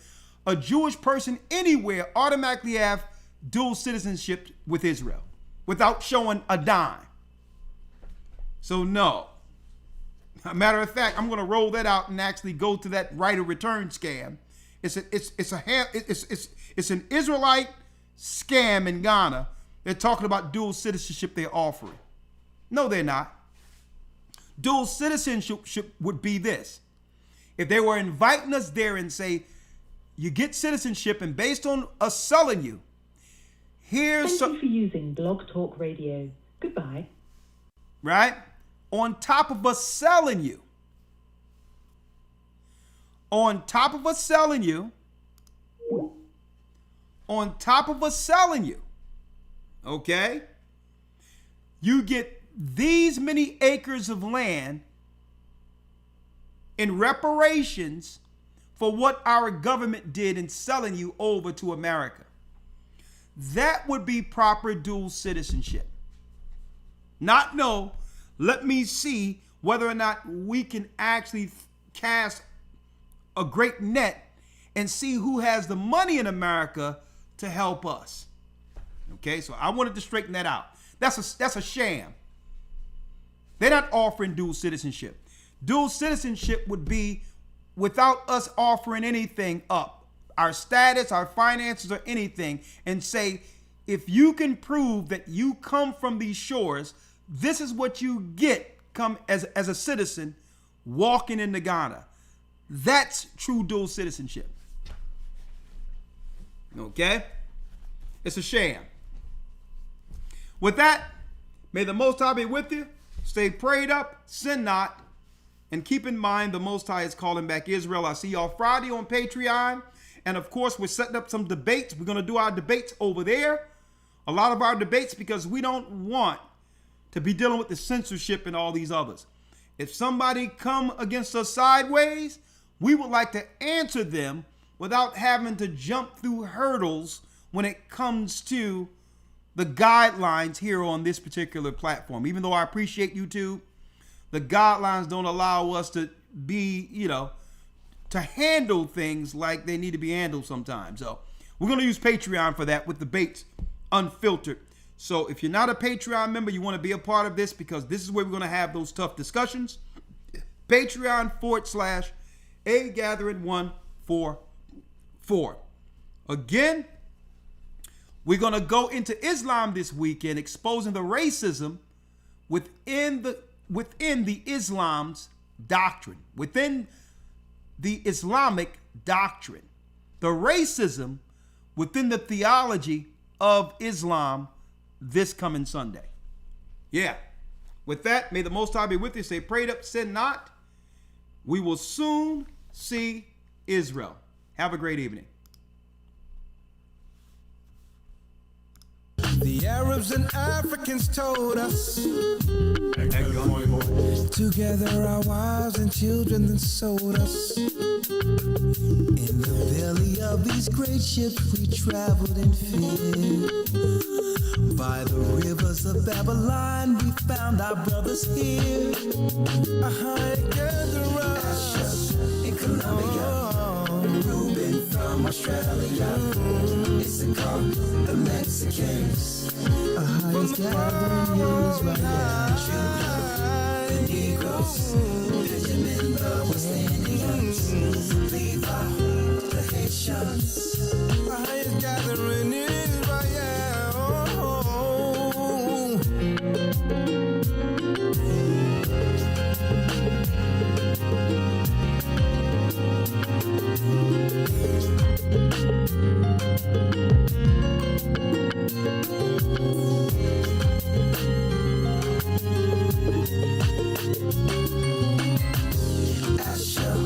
Colombia, Reuben from Australia, Issachar, the Mexicans. That's who we be, Judah, the Negroes, Benjamin, the West Indians, Levi, the Haitians, Manasseh, the Cubans, Ephraim from Puerto Rico, and Valley from the Isles of Hawaii. The Lord is calling back Israel. Zebulon from Panama, Gad, the North American Indians, Simeon, the Dominicans, our highest gathering Israel.